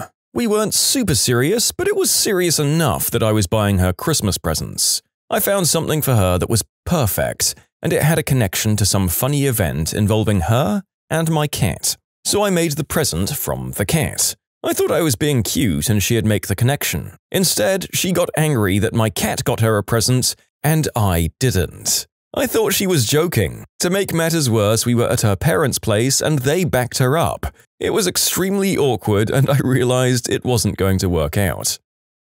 The moon is so beautiful tonight. That's a street light. You know that, right? When I was helping her with geography homework and she couldn't point out our own country on the map. When she pointed up at a bluish star and sincerely asked, "Is that Earth?" When she surprised me by inviting her mother on our 16-day Hawaiian cruise. She got me Mad Libs, and when it was her turn to do a noun, she asked, "What's a noun?" I said, "It's a person, place, or thing." There was a long silence as she thought. It went on for so long that I thought she must be thinking of the best noun I'd ever heard. Then she said, "Place." Back in college, I saw a fleur-de-lis tattoo on a girl's butt for the first time. What made you decide to get a fleur-de-lis tattoo on your butt? I don't know. I wanted something tribal. She told me with a straight face that our horoscopes had changed and it was a bad idea to be together. In high school, I was in an extracurricular program after school. There was one portion of it that was pretty much all girls. I dated one girl from this portion all throughout high school. I went to all of their events and helped out. I always wondered why none of the other girls or their parents really talked to me. Right before we graduated, I brought it up to her, and she told me that she told all of them that I was physically and verbally attacking her all the time. When I asked her why, she told me it was so no one else would steal me away from her. I broke up with her shortly after that. When I saw her water her plastic plant for the third time. I don't know, the first 2 times I was sort of stunned and curious. The second time she actually said, "The water just goes right through." I've had this one cactus for maybe 2 years now. It leaks, so I kinda never watered it. At this point, I don't know if it's artificial or organic, but I don't really want to break it to find out. So I just keep it by my other plants and I don't think about it. She kept trying to put food inside the rolling pin and then try to flatten it by just rolling it around. I'm trying to imagine a rolling pin constructed in a way where you could put food inside of it. I've got that classic solid wooden roller design in my mind, and that's all I can think of. Okay, so apparently lots of people here have rolling pins that are hollow, so you can fill them up with water to add weight. Apparently most of those versions are crappy plastic kinds. I frickin' swear to God I'm not making this up, but back in 2006 my ex-wife fell for the Nigerian prince scam and gave out our bank account number. A roommate of mine was dating this girl. Really cute, super sweet. We were all in the living room watching another roommate play Call of Duty World at War. It was still new at the time. She eventually asks if this was based on a true story. We reply that although the specific characters likely didn't exist, the game was based on World War II. Her response, "What's World War II? Are you serious? It was World War fricking II. At one point she even said, it's not like everyone knows about it. Yeah, Katie, the whole world does know about it. It was a world war, and not the first one either, apparently. When he said the color orange didn't exist because it was really just pink and red mixed together. Was on a hike and was following a trail that I'd read up online. We got to a fork and I said, okay, now we need to go north. And she says, haven't we been going that way this whole time? Confused, I look at her and ask why she says that. And she replies, north is the direction in front of you, yeah? I'm still not entirely sure about the origins of that logic. We were 16 at the time and we went to go and do the deed. I realized I didn't have any protection and then she told me she didn't need it because I trust my body not to get pregnant. I asked her what she was talking about and she told me it takes conscious effort to become pregnant, and if she didn't want to be, she'd never conceive. How's she doing these days? 10 kids and living in a trailer? In my defense, this story was back in 2004. I found it charming and endearing that this guy did funny voices, made funny idiosyncratic jokes, and occasionally called me Milady. Then I saw Anchorman. Oh my god. He was literally doing a 24/7 Ron Burgundy impression, eclipsing his entire personality. I'm not sure that I ever really met the real him. Ah, the old imitate a fictional character because you have no real personality of your own trick. 0% of the time, it works every time. Why do people keep going to Knife Point? It sounds like people keep getting held up there. When we got into a legit argument over how many years there are in a decade. Baby, if you're reading this, there are only 10 years in a decade, not 12. That the past was black and white. She was dead serious. My mum used to come up with weird, deep answers to questions like this, which confused 5-year-old me a whole lot. When we were watching some documentary film with 1930s footage, I asked her, why was the world all grey back then? Her answer? Because the world was covered with the smoke of war. My ex of 4 years, when she considered it not cheating to do the deed with a woman because there's no eggplant on her. Girl, it's still cheating. I knew someone in high school who told a story about how once she was really nervous about getting pregnant. She wasn't, but when she finished her story, the teacher asked if she checked for transmissibles. Her reply was, oh, I'm on the pill. A girl I dated for 5 years thought Al-Qaeda was a lone dude named Al, and I convinced the same girl that Whoopi Goldberg was married to Gerard Depardieu, as in her full name is Whoopi Doopy Doo. I told her a story about my childhood. 2 weeks later, she told it to me, but this time it was her childhood, apparently. She tried to argue that we could get to the moon easier if we just built a spaceship that could go underwater, and flew it through the ocean to the moon during the daytime rather than straight up. My God, someone get NASA on the phone. When she told me that babies could only happen if there was love, and the only way to get purgant from the unspeakable act was if you really loved the offender. He shot himself in the leg twice while cleaning his weapon. The same weapon, 2 weeks apart. First, he got himself in the calf, and then he took out his kneecap the second time. Same leg. Took months of surgeries to fix it. We were at a restaurant and she saw a picture of a buffalo and said, I want to eat that pig. I was dying laughing. Probably one of the funniest people I've dated, but definitely wasn't too sharp. My ex thought that whenever I missed his call, the phone would still be ringing after it went to voicemail. I got at least 3 voicemails a week that consisted of silence and the odd, annoyed, impatient sigh. I showed my wife this thread and she reminded me that I used to think that yeast infections were a result of eating too much bread. Yeah. You can submit your own stories to be featured here on the channel. The story submission link is in the description below. And if you want to listen to some vibey music in the background, check out Easy Mode, also linked below, and subscribe. We were laying out under the stars and he asked why some were brighter and others dimmer.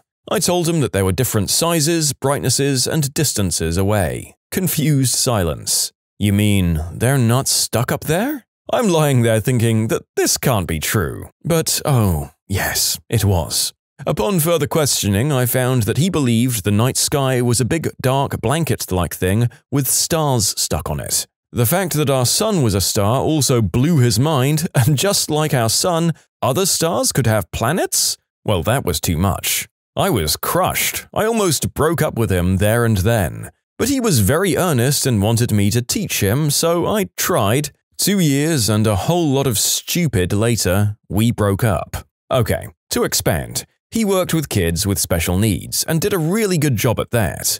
He was well-meaning, pretty generally. He wanted to become the world's leading expert in autism. Fine, good for you. So I brought him along to my university library where he spent a day copying a textbook on autism line by line.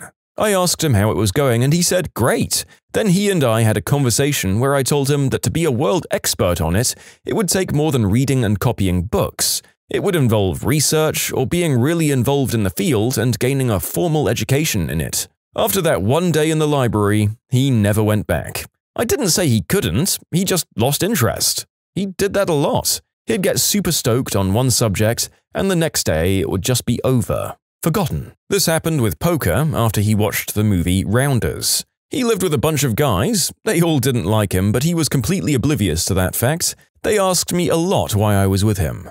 Anyway, he set up a poker night immediately and then lost all of his money to him. He was already super poor, so he lost about $100, and I forbade him from getting loans to gamble more. Again, the next day, it was gone from his head. Same thing with free mountain climbing after we watched the Mission Impossible movie, where Tom Cruise scaled a rock face with no ropes. I told him he should try free skydiving instead. I was getting pretty sick of his crap by this point. He laughed and it was gone from his mind again. His big dream, and one that actually lasted the longest, was that he wanted to be a mortgage broker. His dad was one and was really successful. He just couldn't do the math though. He had to take a course and I tried to teach him the formulas, but he just couldn't do it. We were running through problems and then he turned to me with an exasperated look on his face. Why do the numbers keep changing?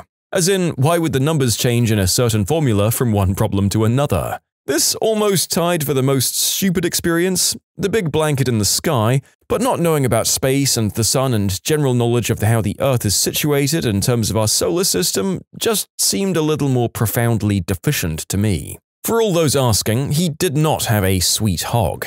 He was not especially attractive. He was sweet and well-meaning sometimes, when he wanted to be, but he got more and more nasty and insecure as time went on. He controlled my every move by the end, and as I had low self-confidence, I felt like it was my fault, and that by being better, he would eventually treat me better. It did not work out that way. Things were going towards physical bullying, and I left. He stalked me a little bit afterwards. Through a natural move due to school, I took the opportunity to lay low, and he left me alone, thankfully. It ended 15 years ago, and since then I've married and am very happy with his polar opposite, an extremely intelligent man with a sweet hog.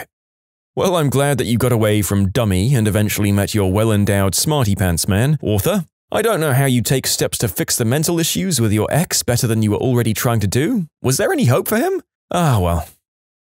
She thought Scotland was its own island, as in separated by water. We live 30 minutes from the border of Scotland. Okay, to answer some of your questions, we live on the east coast of England, and some guy thought it was from someone outside of Europe. We've both lived in England our entire lives, which makes this even more shameful. when she tried to convince me that the Pacific Ocean was freshwater.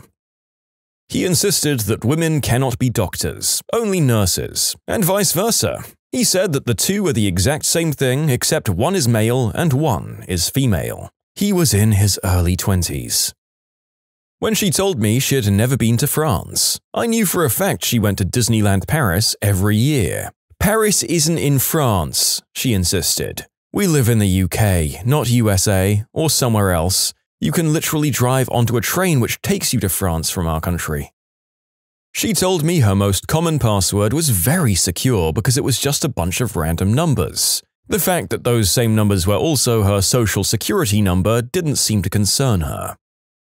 We were texting back and forth, and she said she was obsessed with Bon Jovi, and she spelt obsessed like upset but with an S before the T. I realized it was a typo and asked why she was upset with Bon Jovi, and she said, "No, I love him. I'm obsessed with him." Watching a wildlife documentary, and my girlfriend asked me if bears laid eggs. We both live in the UK, and just this morning she messaged me asking if Theresa May was the Prime Minister. This was one of her more sensible questions, but really, she should know this. He thought the Nation of Islam was a place. When I explained to him that this was not the case, he responded with, agree to disagree. Oh, wow. Halloween is on Friday the 13th this year. No, it's not. Is that an albino duck? That's a dove. When I told her that not every country celebrates 4th of July, or Thanksgiving. Luckily, she left me for a smackhead named Brad and told everyone that I finish quickly in the bedroom. When she thought that flashing red lights on the road, as in traffic lights blinking red, meant that you were entering a different time zone instead of indicating a stop sign. The backstory is that this was in Northwest Virginia. We were in college. I was doing my student teaching and had told some of the kids that I would go to the fall play. But I'd broken my right ankle, so she drove us. She dropped this knowledge on me on the way to the play. I was dumbfounded. Mine must be pretty dumb. I asked her out and she said yes. She was out for a run one day, and when she came back, she said an animal charged at her. So she cut her run short. I asked her what it looked like and she said, like a cow, but brown. It was a cow. Oh, that's a chocolate milk cow. The black and white cows turn all black when they're out of milk and slowly get white patches as they fill back up. When he told me, quite seriously, about how people with enough willpower can survive by photosynthesis. He called lingerie linguine, as in the pasta. I asked him about the class he was taking at community college. Oh, it's gonna be okay, better than last year. I failed it twice. Oh wow, must be a hard class. What's it about? Learning strategies. He failed a class about how to learn. Twice! He was getting his license renewed and they asked him if he wanted to be an organ donor. He said no way. When I asked why, he told me it was because he didn't want the government to come knocking for any of his organs when he still needed them. He really thought that becoming an organ donor meant that at any time, his organs could be taken. I mean, this man has seen the very serious and completely factual Monty Python documentary, The Meaning of Life, and taken one of its biggest lessons to heart. Bless.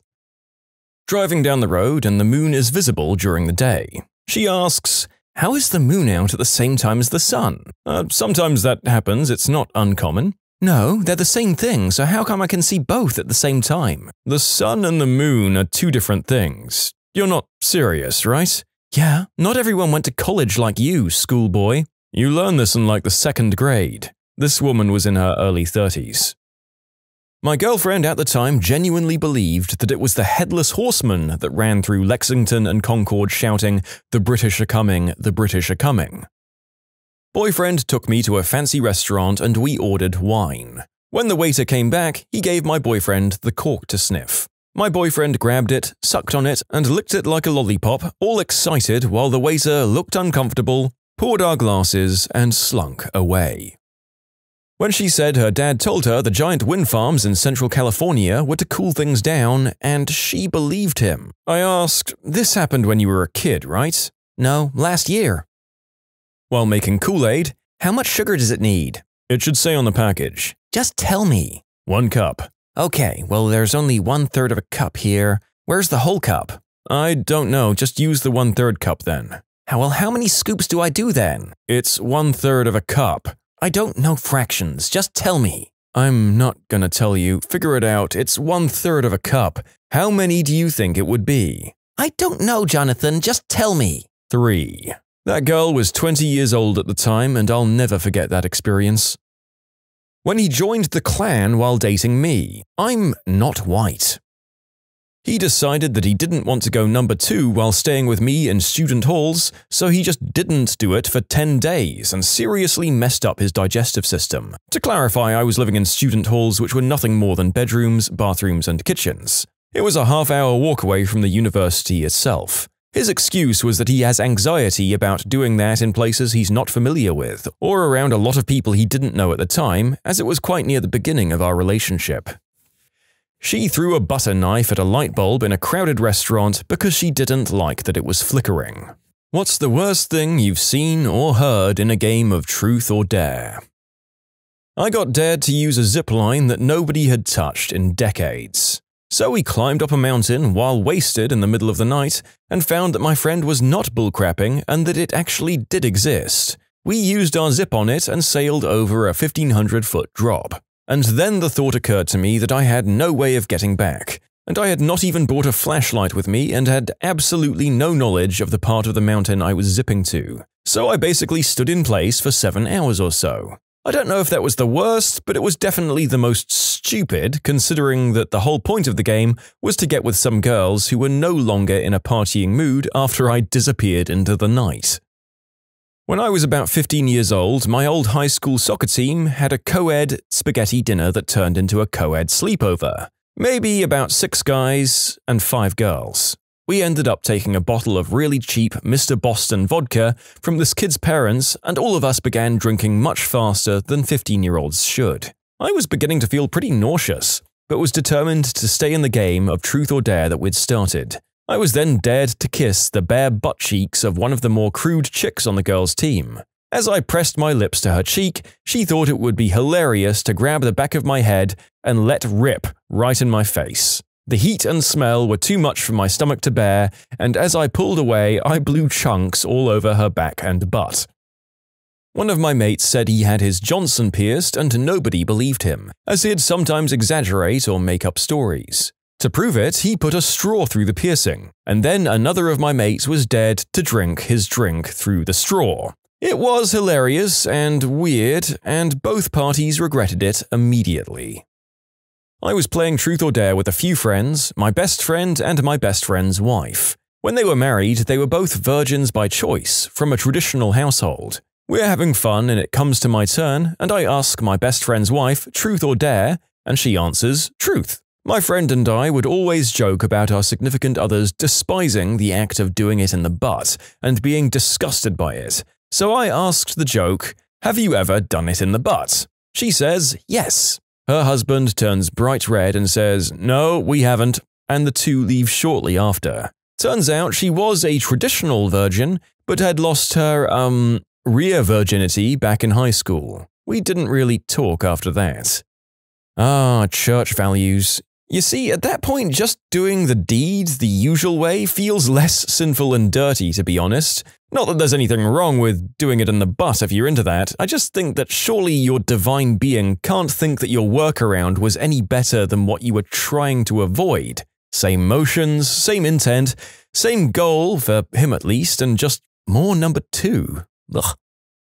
I'm a little late here, but my friend answered a truth and told everyone that he has 2 buttholes. Long story short, I've seen it, and that guy has 'em. And what I learned later from the internet is that there are many people with 2 buttholes. Color me surprised.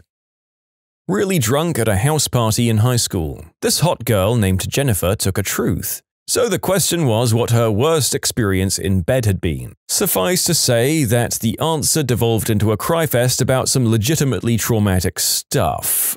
After that, we didn't play the game very much anymore.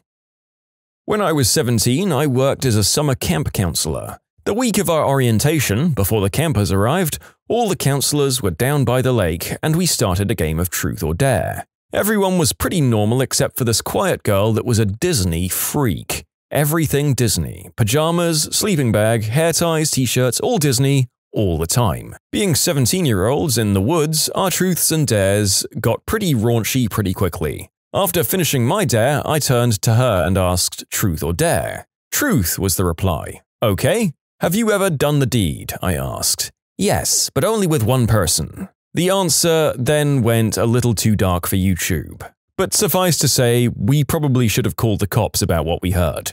Game fricking over. For the people asking for a follow-up, many of the counselors and naturalists spoke with her that night and the next morning. Her father had been jailed a few years ago prior to her telling us.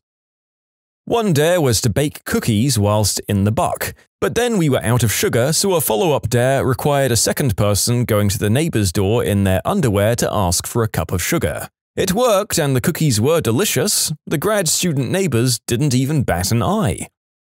In high school, a group of friends were playing Truth or Dare drunk after a party at my house. One of my friends had a crush on a girl and was trying hard to get with her. So when it was her turn to ask him, he suavely stated, dare. She told him to put one of the lights adorning the nearby Christmas tree into his wee-wee hole. He did, she was disgusted, and ended up loudly hooking up with another friend in an adjacent room, like soul-crushingly loud, while he stayed on the couch nursing his burnt meatus. 'Tis the season, I guess. One time I was dared to kiss this girl and I passed because I was in a long-going relationship with a girl I really love, of 3 years, so I did the following dare instead. I poured really hard rum onto my hand, lit it, and I had to keep it lit for as long as I could. Once it got too hot to handle, I had to put it out. Part of the dare was to put it out with the watermelon next to us. So I proceeded to punch it open with my flaming fist and stick my hand in it for 3 long, annoyingly sticky hours. I mean, you punched a hole in a watermelon with fire for love. That's amazingly badass. I was at a Truth or Dare party in college. Everyone pays $5 to get in and gets the same allotment of Monopoly money. You bet people to do things and accept bets, and whoever has the most at the end of the night gets to keep the door money. Greatest party ever. I just dared girls to make out with me all night, until I ran out of money, so I had to accept a couple of dares. Someone dared this other guy to eat a zebra cake off my butt, and dared me to drop trow and allow him to. So I figured, I'm not eating it, no big deal. It wasn't that terrible, but it did get my butt all sticky. I also felt like I couldn't really complain because of what the other guy had to do. At age 18, while at a friend's house digging around looking for a lighter, he finds an adult toy in his single dad's bedroom. It was one of those hot pink sparkly male member toys with the rabbit thing on it. Something that didn't really seem like a guy toy, and it was in the spare nightstand, so we assumed maybe an old girlfriend's or something. Fast forward a few weeks later, his dad was out of town and there were a few of us over playing Truth or Dare, and I dared him to do something with his dad's toy. At first, his face turned 10 shades of red, embarrassed in front of everyone else, but then he manned up, grabbed it with a Ziploc bag worn like a glove, and rubbed some sliced habanero peppers all over it. This was a Friday night and his dad was supposed to be back Saturday. Saturday night rolls around and he and our other friend and myself are all in his house quietly as we had been drinking and had snuck in. This was about 8 p.m.-ish. As the other friend and I stood in the driveway, we heard the most god-awful, blood-curdling scream, the kind of scream that sounds like someone is being murdered. We dashed in just in time to meet our friend in the hallway as he sprinted into his dad's room. His mum, as in his father's ex-wife, is on the floor butt naked, curled up in a ball screaming her head off. Apparently, his mum and dad had been screwing around behind the family's back. A hospital trip followed, and after spending the night in the ER, not knowing what the frick happened, they ended up coming out in the open, getting back together and then remarried. That was 12 years ago and they're still together. For their wedding present, I gave them a jar of habaneros that they still don't understand to this day. Thank you, Ryan. If you're ever out there, your mum's burning bush has become mildly famous on Reddit and YouTube. I never knew the internet liked a good, fiery love story. Your friend's cruel actions brought his parents back together. That's absolutely amazing. Parent Trap 2, Habanero Boogaloo. Well, all's well that ends well, I suppose. My God, I cannot imagine getting a high Scoville score pepper on one's private parts. I've repeatedly done it to my eyes before, but never downstairs. I do not envy your mother. A girl at a party I once went to got dared to sit on a small lava lamp, as in sit on it, if you get what I mean. Anyway, this thing was on and hot. The poor girl sat for 2 seconds and jumped right back up. Turned out she gave herself burns on the inside of her lady parts. My friends and I dared a kid to snort a bit of very, very hot sauce. He snorted it like a champ and then spent the rest of the night with blood pouring from his face. 7th grade. What were we thinking? It wasn't really a dare, but a drunken friend said he'd show us how much of a man he was. In quick succession, he chugged about 250 mils of Jack Daniels, snorted a line of salt and then poured vinegar into one eye and squeezed a lemon in the other. Everyone laughed at him because he had to run to the bathroom crying to wash his eyes. I saw a prolapsed butthole as proof for a truth that no one would believe. It was not a pretty flower. You can submit your own stories to be featured here on the channel. The story submission link is in the description below. And if you want to listen to some vibey music in the background, check out Easy Mode, also linked below, and subscribe.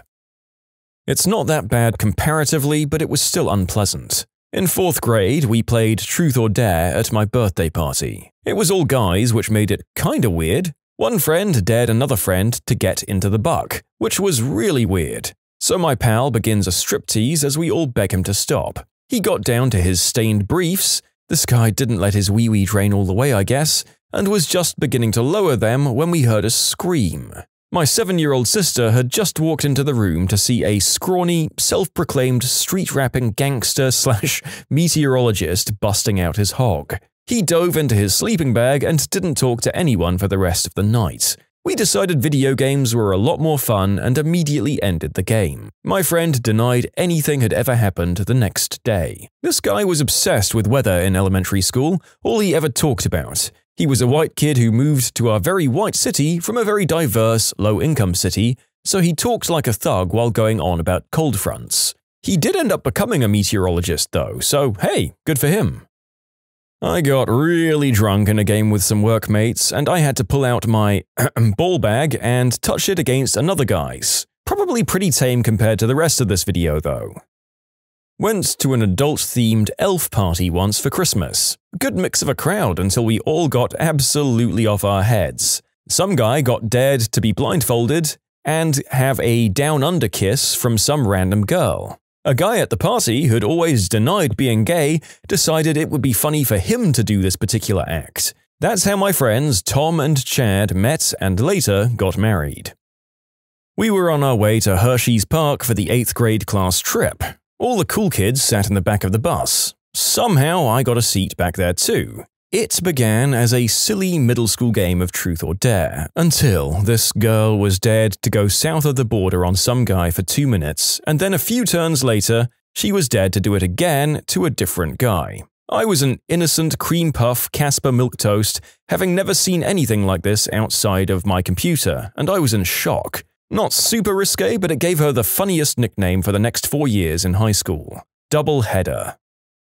An entire room of girls had to rub A535 gel on their hoo-has. There was silence and then screams. I watched my friend take a crap in the park, and then we threw rocks at it. I miss being a teenager. One of the popular girls in my high school admitted to regularly making brown in her hand. She took truth and was asked to tell an embarrassing secret or something like that. She said that she was always embarrassed whenever there was a splashing sound in the toilet when she went number 2, so she'd always do it in her hand and then slide it quietly into the water. She went from being a popular girl to being the brown-handed girl pretty quick. A friend of mine back in high school was asked where the weirdest place he'd ever tickled his pickle was. His answer was a train, which, it's pretty weird, but we did ask. And then, for whatever reason, he didn't stop talking there, and he told us where he put the mess afterwards. When the train staff came through, he fricking ate it. Again, he just told us that last part without anyone even asking. Oh, and there it is. There is the winner of the Gagging Narrator Award. I mean, I'm thankful you didn't just wipe it out on the upholstery, but my god, next time can you just not do that particular deed at all, so there's no need for any grisly choice like that to be made? Oh.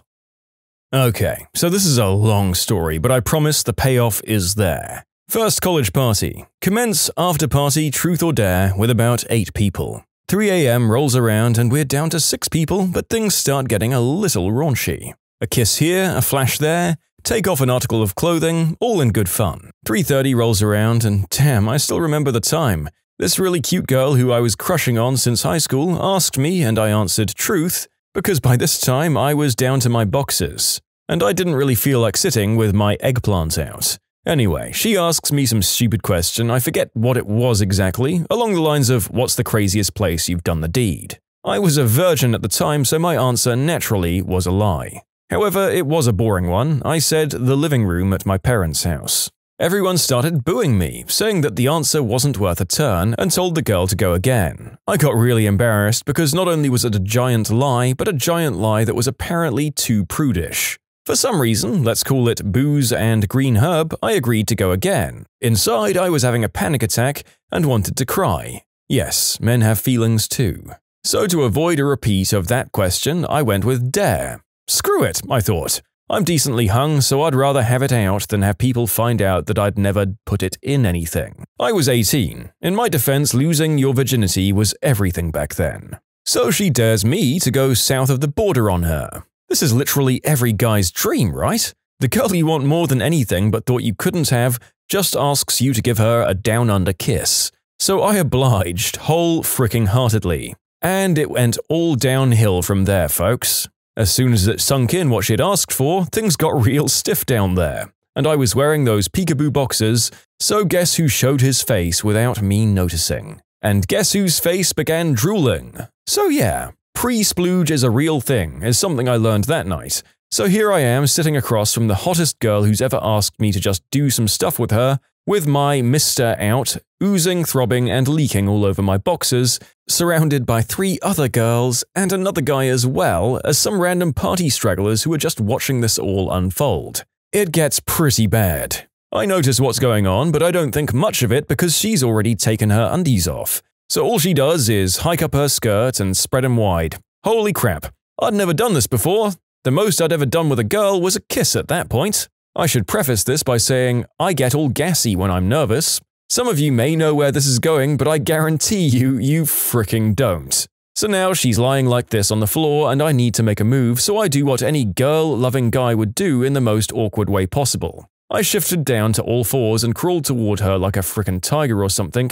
I put my face in the correct area, but my hands aren't touching her or anything. Instead, I'm on all fours like I'm a puppy sniffing at her. After a few seconds, the position gets horribly uncomfortable and I shift my weight in such a way that my butt is now sticking up and my knees are underneath my body. What happens next is the single worst 30 seconds of my life, followed by years of shame.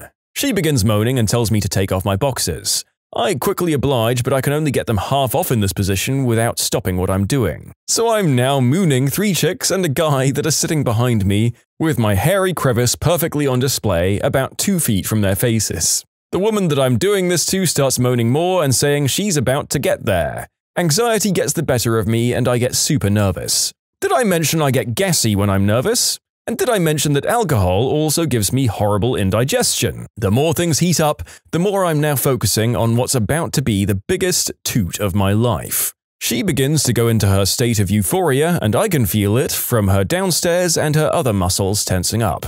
I get so excited but simultaneously relieved that I can stop and excuse myself to go to the bathroom and let one out. Except I got relieved too soon. The blast was explosive, but the real problem was that I hadn't done number 2 all day. So the net result was this girl moaning, screaming, and having the time of her life while I was simultaneously taking a projectile crap on 4 people behind me. The smell. Oh god, the smell. I didn't want to turn around, but I had to before the other girl was even done with arriving. They were fricking coated. One of the girls got it worse than everyone else. Her face looked like it was dipped in a bucket of Nutella. Chunky, watery Nutella. The guy got it bad too, and they all got it in their hair, their mouths. Oh god. So now this was all happening in several seconds, so when the girl finally opens her eyes, all she sees is my gaping butthole with bits of number 2 sticking out of it. I turn around to look at the damage, and me on all fours, and the other people soaked in it starting to scream. She screamed, I screamed, and the guy began hitting me, covering me in my own number 2 that was falling off his face and neck, except several seconds after he started hitting me, he began blowing chunks. His hands slipped on the upchuck and he collapsed on top of me. 2 undressed guys on top of each other, coated in splooge, chunks, and explosive number 2, surrounded by hot chicks, most of whom are also covered in number 2. In short, the story has haunted me for 5 years. Epilogue, I actually dated this girl for 2 years afterwards, and the chick who got coated in my crap the worst is now my best friend. The guy I actually never saw again. He left that night. I saw the other 2 girls from time to time, but we never made eye contact. For some reason, people started calling me Butt Candy at parties after that. The nickname stuck around at parties until I moved cities a year ago. Up until now, the narrator has never had a story that he couldn't finish without laughing, so well done to that author. Whether your tale is real or fictional, I salute you. My God. When you subscribe, make sure to hit the bell to turn on notifications. Put the playlist on in the background to finish listening to all the stories, or if you want some vibey music to put on in the background, check out Easy Mode. If you like Am I the Genius, give Am I the Jerk a shot. Everything linked in the description.